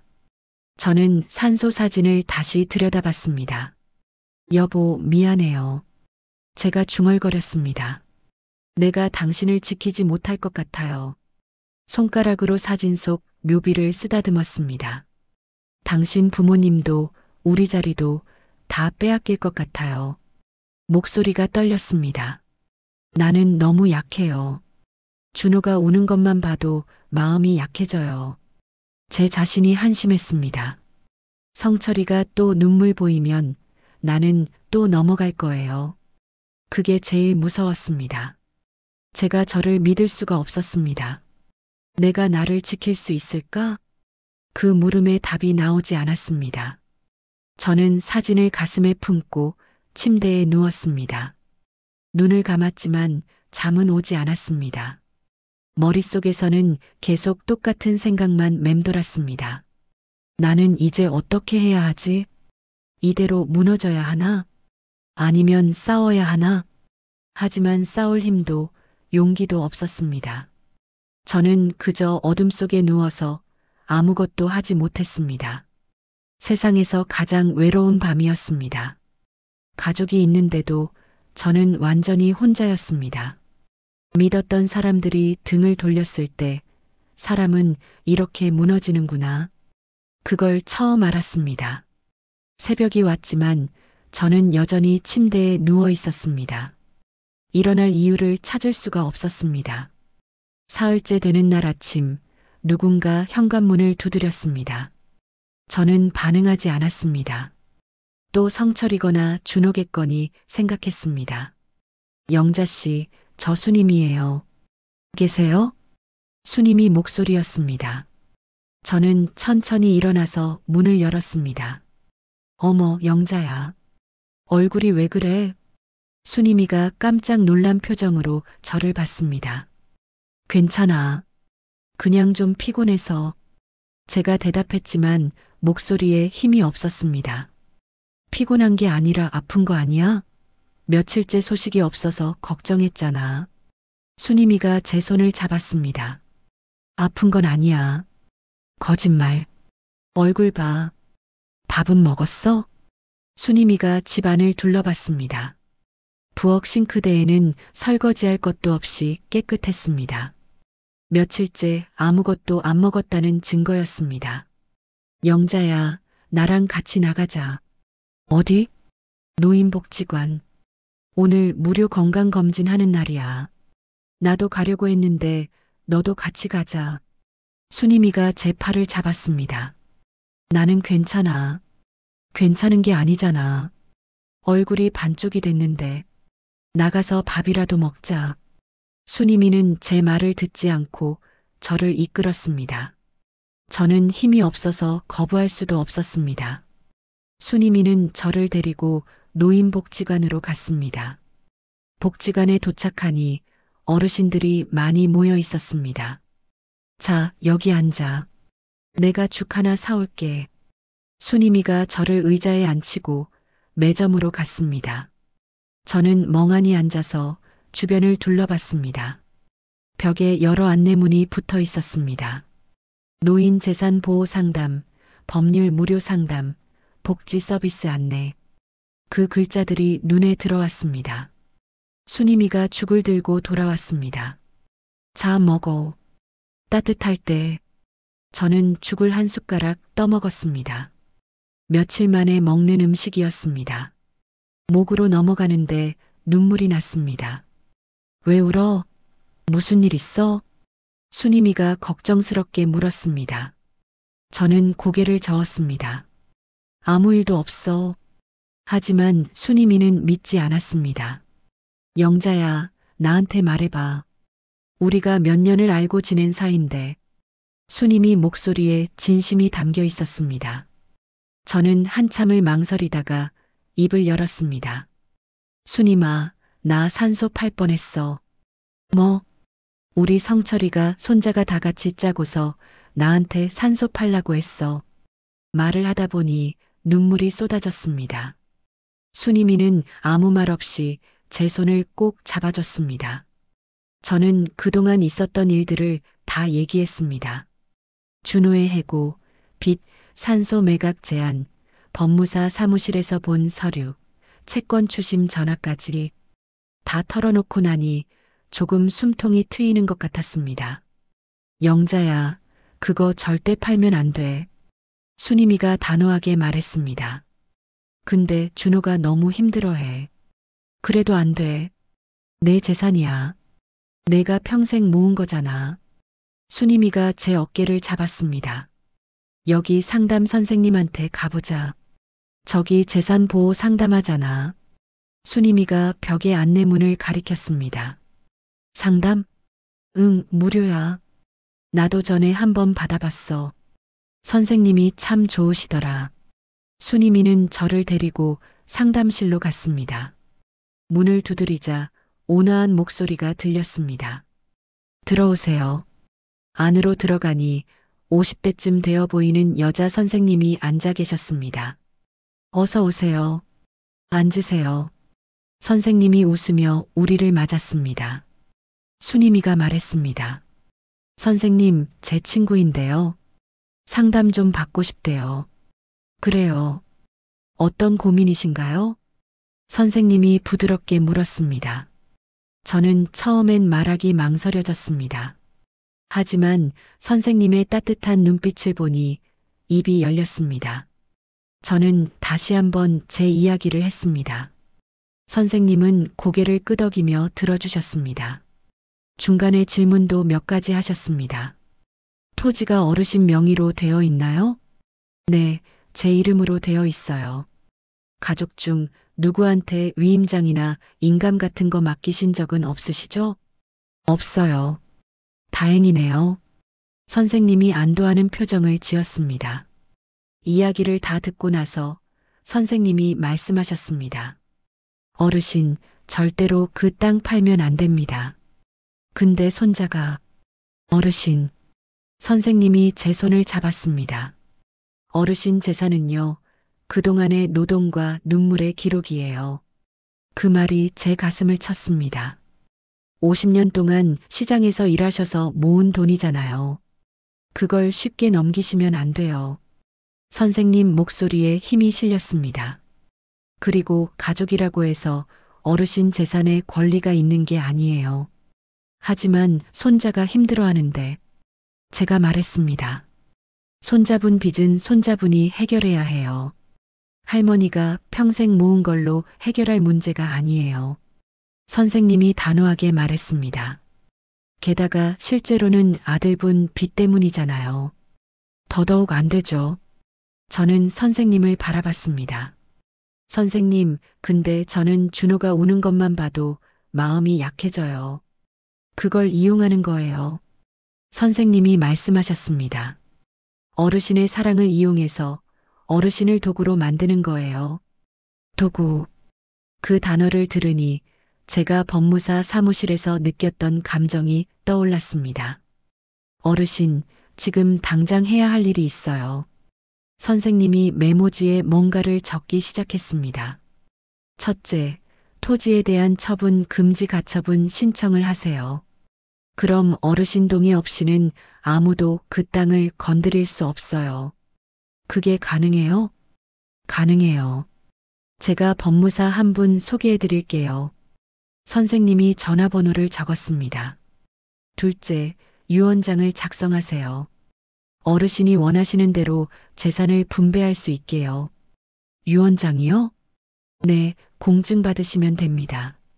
그럼 나중에 분쟁도 막을 수 있어요. 선생님이 차근차근 설명했습니다. 그리고 가족들한테 분명하게 말씀하세요. 이건 어르신 재산이고 어르신이 결정한다고요. 선생님 말을 듣고 있으니 제 안에서 뭔가가 움직이기 시작했습니다. 나도 선택할 수 있구나. 내가 결정할 수 있구나. 그 생각이 들자 가슴에 작은 불씨가 켜지는 것 같았습니다. 선생님, 그런데 제가 할 수 있을까요? 제가 떨리는 목소리로 물었습니다. 선생님이 제 손을 꼭 잡았습니다. 할 수 있어요. 어르신은 혼자가 아니에요. 제가 도와드릴게요. 그 말을 듣는 순간 눈물이 났습니다. 이번엔 슬픔의 눈물이 아니었습니다. 나도 할 수 있을지 모른다. 그런 희망의 눈물이었습니다. 복지관을 나올 때 저는 선생님이 적어준 메모지를 꼭 쥐고 있었습니다. 법무사 전화번호, 처분금지 가처분, 유언장 공증. 이 단어들이 제게는 무기처럼 느껴졌습니다. 영자야, 괜찮겠어? 순임이가 걱정스럽게 물었습니다. 응, 이제는 괜찮을 것 같아. 제가 대답했습니다. 목소리에 전보다 힘이 실렸습니다. 집으로 돌아와서 저는 처음으로 제대로 밥을 먹었습니다. 냉장고에 있던 재료로 국을 끓이고 밥을 지었습니다. 먹으면서 제 몸에 힘이 돌아오는 게 느껴졌습니다. 그래, 나는 아직 살아있어. 포기할 때가 아니야. 식사를 마치고 저는 메모지를 다시 꺼냈습니다. 먼저 법무사한테 전화를 걸었습니다. 여보세요. 노인복지관 최 선생님께 소개받았습니다. 아, 네. 어떤 일로 연락하셨어요?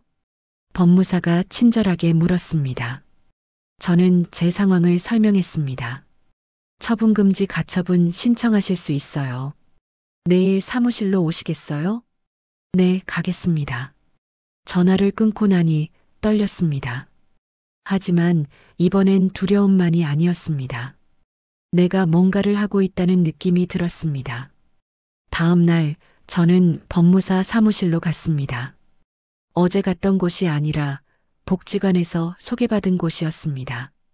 법무사는 제 이야기를 자세히 들었습니다.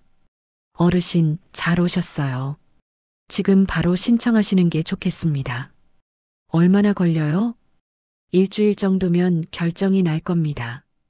그럼 어르신 동의 없이는 아무도 그 토지를 처분할 수 없어요. 법무사가 설명했습니다. 저는 서류에 도장을 찍었습니다. 이번에는 제가 원해서 찍는 도장이었습니다.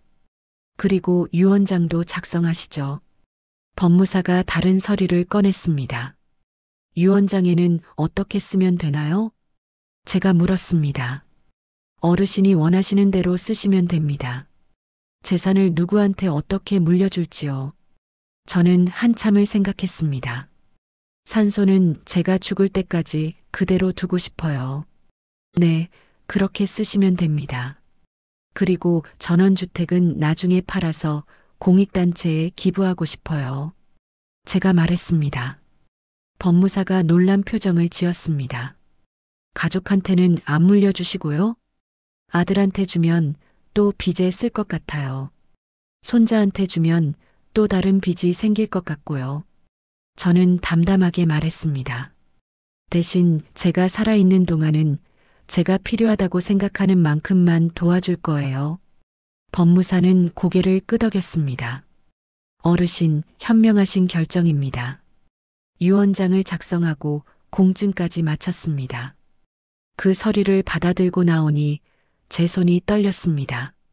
하지만 이번엔 떨림 속에 단단함이 있었습니다. 집으로 돌아와서 저는 유언장을 서랍 깊숙이 넣었습니다. 그리고 심호흡을 했습니다. 이제 가족들한테 말해야 해. 그 생각만으로도 가슴이 두근거렸습니다. 저는 성철이한테 전화를 걸었습니다. 여보세요. 성철이 목소리가 조심스러웠습니다. 성철아, 나야. 엄마 그동안 전화 안 받으셔서 우리 만나서 얘기 좀 하자. 제가 말했습니다. 네, 엄마. 언제요? 이번 주말. 너희 집으로 갈게. 준호랑 경희도 다 불러놔. 네, 알겠습니다. 성철이 목소리에 기대감이 섞였습니다. 아마도 제가 마음을 바꿨다고 생각하는 것 같았습니다. 하지만 이번에는 달랐습니다. 저는 울면서 매달리러 가는 게 아니었습니다.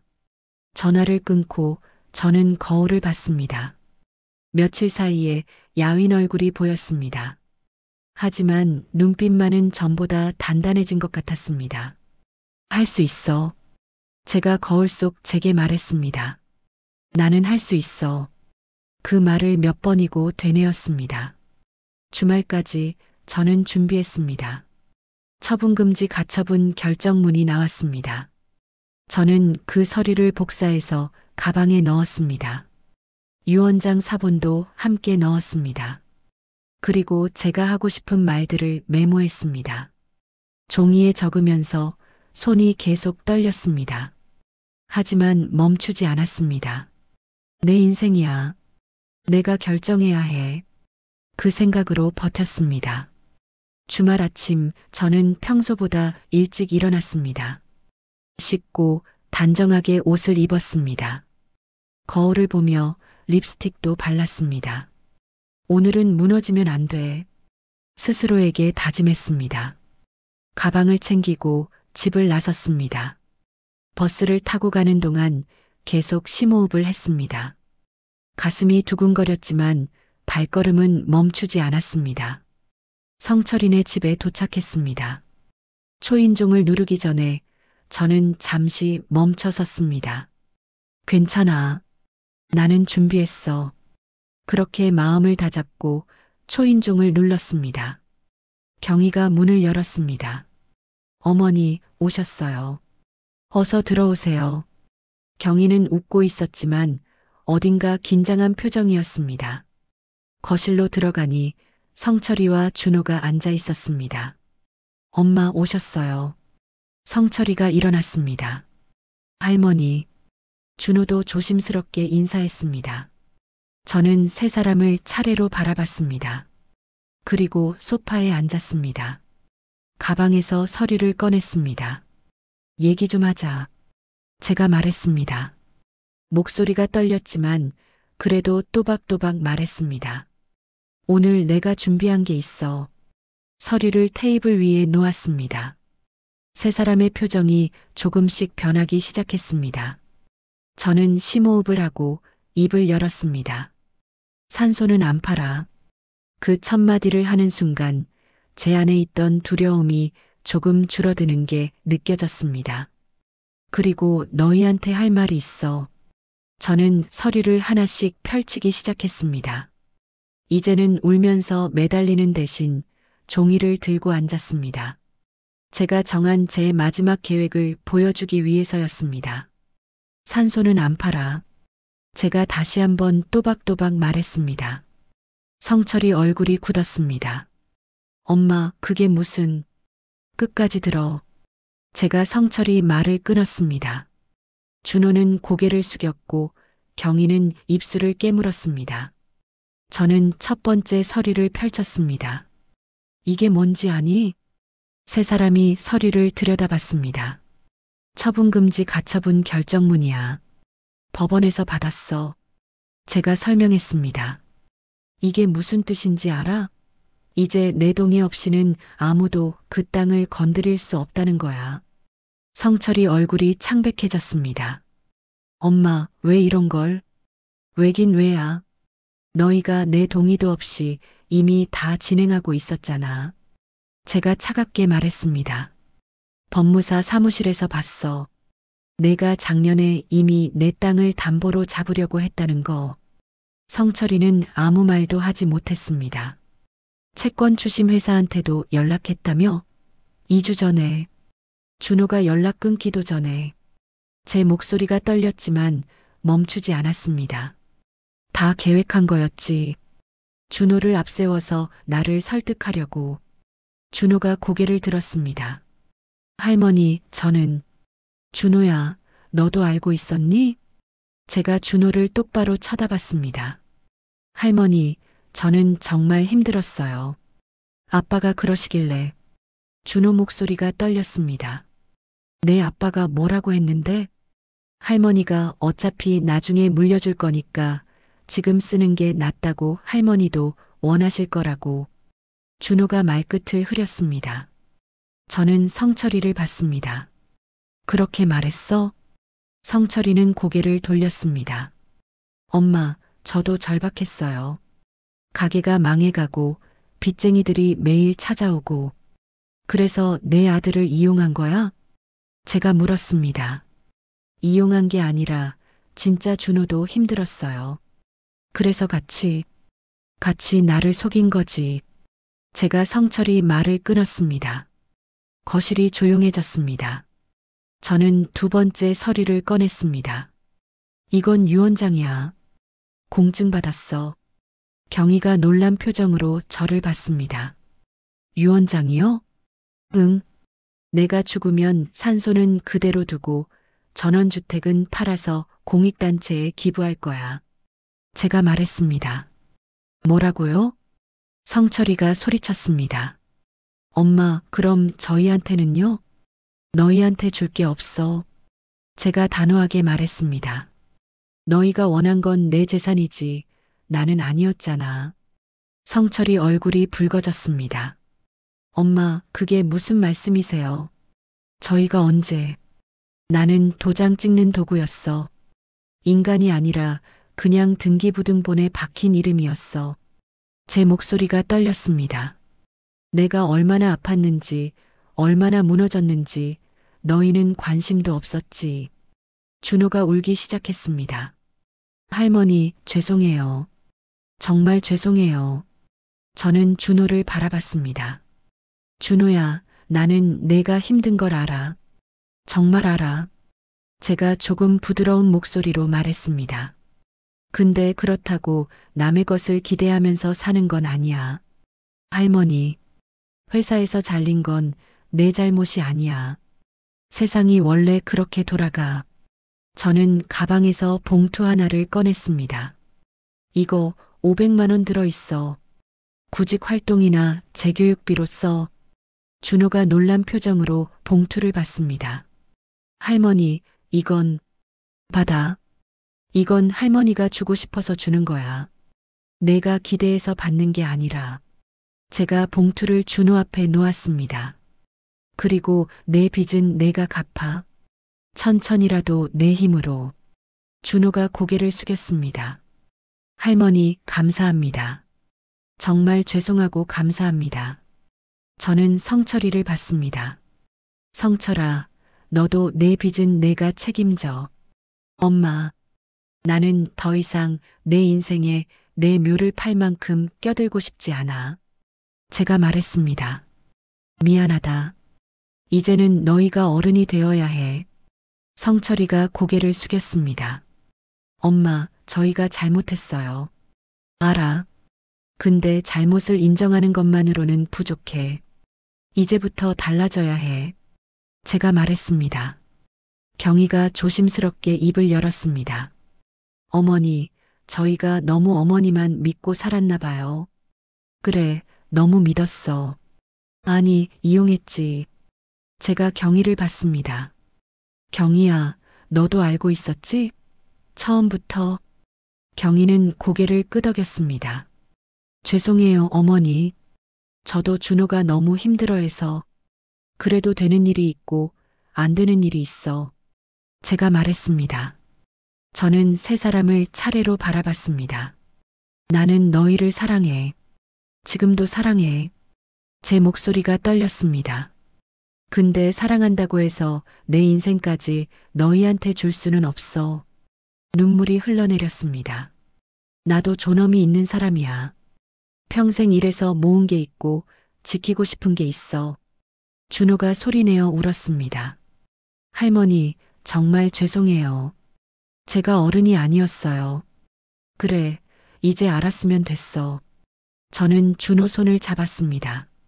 준호야, 내가 일어설 다리는 내가 한번 만들어줄게. 근데 그 위에서 걷는 건 내가 해야 해. 네, 할머니. 꼭 그렇게 할게요. 준호가 제 손을 꼭 잡았습니다. 저는 성철이를 봤습니다. 성철아, 너도 내 사업은 내가 책임져. 가게가 안 되면 접고 다른 길을 찾아. 네, 엄마. 성철이 목소리가 작아졌습니다. 그리고 이제 나한테 돈 이야기는 하지 마. 내가 주고 싶을 때만 줄 거야. 알겠습니다. 성철이가 고개를 숙였습니다. 저는 자리에서 일어났습니다. 나는 이제 갈게. 어머니, 식사하시고 가세요. 경희가 말했습니다. 아니야, 집에 가서 먹을게. 저는 가방을 들었습니다. 현관으로 나가는데 준호가 따라왔습니다. 할머니, 왜? 정말 죄송해요. 그리고 사랑해요. 준호가 제게 안겼습니다. 저는 준호 등을 쓰다듬었습니다. 나도 사랑해. 그러니까 제대로 살아. 내 힘으로. 네, 할머니, 꼭 그렇게 할게요. 준호가 눈물을 닦았습니다. 저는 현관문을 나섰습니다. 밖으로 나오니 햇살이 따뜻했습니다. 가슴이 답답하고 서운하고 슬펐습니다. 하지만 동시에 뭔가 후련한 느낌도 들었습니다. 나를 지켜냈어. 그 생각이 들자 눈물이 또 흘렀습니다. 이번에는 해방의 눈물이었습니다. 버스 정류장으로 걸어가면서 저는 하늘을 올려다봤습니다. 구름 한 점 없이 맑았습니다. 여보, 봤어요? 내가 해냈어요. 마음속으로 남편에게 말했습니다. 늦었지만 나도 나를 지켜봤어요. 버스가 왔습니다. 저는 버스에 올라타서 창가에 앉았습니다. 창밖으로 흘러가는 풍경을 보면서 생각했습니다. 이제 나는 어떻게 살지? 그 물음에 답은 없었습니다. 하지만 두렵지는 않았습니다. 이제는 제가 선택할 수 있다는 걸 알았으니까요. 집으로 가는 길, 제 마음은 복잡했습니다. 슬픔과 해방감이 뒤섞여 있었습니다. 하지만 한 가지는 확실했습니다. 저는 더 이상 도구가 아니었습니다. 저는 제 인생의 주인이었습니다. 한 달이 지났습니다. 준호한테서 가끔 연락이 왔습니다. 할머니, 저 이번 주에 면접 봤어요. 그래, 잘 됐구나. 결과는 다음 주에 나온대요. 할머니, 기도해 주세요. 그래, 할머니가 빌어줄게. 짧은 대화였지만 전보다 담백했습니다. 서로 기대하지 않는 관계가 오히려 편했습니다. 성철이도 한 번 전화를 했습니다. 엄마, 가게 정리하기로 했어요. 그래, 잘 생각했다. 다른 일 알아보고 있어요. 아르바이트라도 해야죠. 성철이 목소리에는 전보다 현실감이 묻어났습니다. 힘들겠다. 근데 그게 맞는 거야. 네, 엄마. 알아요. 그날 저는 산소에 갔습니다. 오랜만이었습니다. 언덕을 오르는데 예전보다 숨이 덜 찼습니다. 마음이 가벼워져서 그런 것 같았습니다. 산소에 도착했습니다. 잡초가 조금 자라 있었습니다. 저는 가져온 작은 낫으로 풀을 베기 시작했습니다. 한 포기, 두 포기 베어내면서 마음이 차분해졌습니다. 묘비를 닦았습니다. 먼지가 묻어 있었지만 이름은 여전히 또렷했습니다. 여보, 나왔어요. 제가 말했습니다. 바람이 살랑 불어왔습니다. 요즘 많이 바빴어요. 그래서 자주 못 왔네요. 저는 묘비 앞에 앉았습니다. 당신한테 할 얘기가 많아요. 손으로 잔디를 쓰다듬었습니다. 우리 애들이요, 이 땅을 팔자고 했었어요. 말을 하니 가슴이 먹먹했습니다. 처음엔 정말 팔 뻔했어요. 준호가 너무 힘들어 보여서 바람이 다시 불었습니다. 근데 알고 보니 성철이가 자기 빚 때문에 그런 거더라고요. 저는 한숨을 쉬었습니다. 많이 속상했어요. 내가 도구 취급받는 것 같아서 묘비를 쓰다듬었습니다. 근데 당신, 나 이번에 정말 잘했어요. 제 목소리에 힘이 들어갔습니다. 법무사 찾아가서 가처분 신청했어요. 유언장도 썼고요. 저는 조금 자랑스러운 표정을 지었습니다. 애들한테도 제대로 말했어요. 산소는 안 판다고, 이건 내 인생이라고 말하면서 그날의 일들이 떠올랐습니다. 물론 마음은 아팠어요. 그래도 해야 할 말은 했어요. 저는 하늘을 올려다봤습니다. 구름이 천천히 흘러가고 있었습니다. 여보, 나 이제야 좀 알 것 같아요. 제가 다시 묘비를 바라봤습니다. 효도란 남의 것을 빼앗는 일이 아니더라고요. 그 말을 하니 가슴이 뻥 뚫리는 것 같았습니다. 자식 사랑한다고 내 인생까지 주는 게 아니더라고요. 저는 잔디를 만졌습니다. 늦었지만 나도 나를 지켜봤어요. 눈물이 조금 났습니다. 하지만 슬픈 눈물은 아니었습니다. 이 자리, 당신이 묻힌 이 자리요. 나도 지켰어요. 제가 웃으며 말했습니다. 우리 부모님도 여기 계시잖아요. 다 지켰어요. 바람이 또 불어왔습니다. 따뜻한 바람이었습니다. 나중에 나도 여기 올게요. 당신 옆에. 저는 묵비에 이마를 댔습니다. 그때까지는 내가 잘 지킬게요. 이 자리. 한참을 그렇게 있었습니다. 그러다 천천히 일어났습니다. 다리가 조금 저렸지만 괜찮았습니다. 쇠스랑을 집어들었습니다. 묘 주변의 흙을 조금씩 고르기 시작했습니다. 한 번, 두 번, 세 번. 리듬을 타며 흙을 고르는 동안 마음이 평온해졌습니다. 내가 이 일을 계속할 수 있을까? 예전에는 그런 걱정을 했습니다. 나이가 들면, 몸이 불편해지면 누가 이 자리를 돌봐줄까? 그래서 애들이 팔자고 했을 때 흔들렸던 겁니다. 하지만 지금은 알았습니다. 내가 할 수 있을 때까지 하면 돼. 그리고 못하게 되면 그때 가서 생각하면 돼. 중요한 건 지금 이 순간 제가 선택한다는 거였습니다. 누가 시켜서가 아니라 제가 원해서 하는 거였습니다. 일을 마치고 저는 묘비를 한 번 더 바라봤습니다. 여보, 다음 주에 또 올게요. 제가 말했습니다. 그때까지 잘 계세요.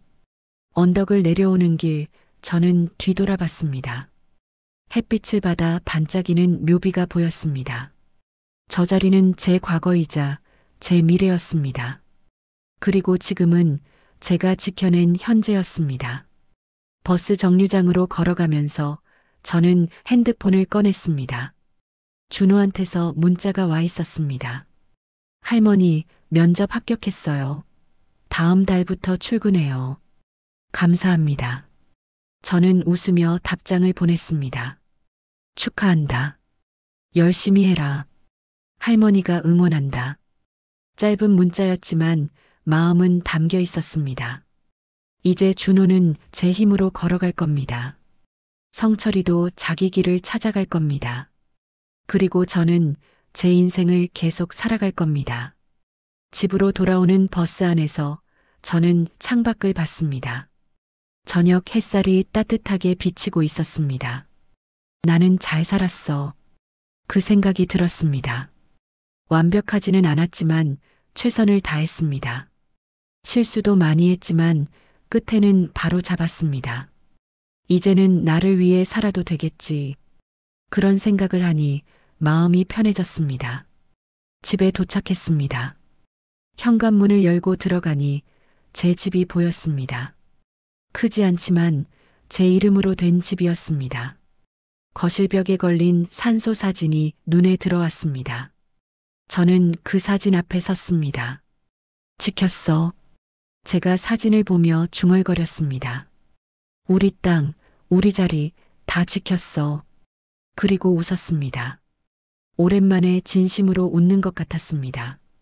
저녁을 준비하면서 라디오를 틀었습니다. 옛날 노래가 흘러나왔습니다. 저는 콧노래를 흥얼거리며 냉장고를 열었습니다. 오늘은 뭘 해먹을까 생각하는 게 즐거웠습니다. 혼자 밥을 먹는 것도 나쁘지 않았습니다. 창밖으로 저녁 노을이 보였습니다. 붉게 물든 하늘이 아름다웠습니다. 저는 밥을 먹으면서 생각했습니다. 내일은 뭘 할까? 복지관에 가볼까? 순임이한테 전화해볼까? 아니면 산책이라도 할까? 선택지가 많았습니다. 그리고 그 모든 선택이 제 것이었습니다. 밥을 다 먹고 설거지를 했습니다. 그리고 소파에 앉아서 차 한 잔을 마셨습니다. 따뜻한 차가 목으로 넘어갔습니다. 나는 괜찮아. 그 생각이 들었습니다. 가족들과의 관계는 예전과 달라졌지만 그래도 괜찮았습니다. 서로 거리를 두고 사는 것도 나쁘지 않았습니다. 중요한 건 제가 저를 잃지 않았다는 거였습니다. 제가 저를 지켜냈다는 거였습니다. 밤이 깊어갔습니다. 저는 침대에 누워서 천장을 바라봤습니다. 여보, 나 오늘도 잘 살았어요. 마음속으로 남편에게 말했습니다. 내일도 잘 살게요. 그리고 눈을 감았습니다. 이번에는 잠이 편안하게 왔습니다. 22의 시장에 나가서 78배 쉬는 법을 배웠습니다. 그리고 이제 78배 나를 지키는 법을 배웠습니다. 늦었지만 괜찮았습니다. 아직 살아있으니까요. 아직 선택할 수 있으니까요. 내일도 모레도 저는 제 인생을 살아갈 겁니다. 제가 원하는 대로, 제가 선택한 대로, 그것이 제가 평생 일해서 얻은 권리였습니다.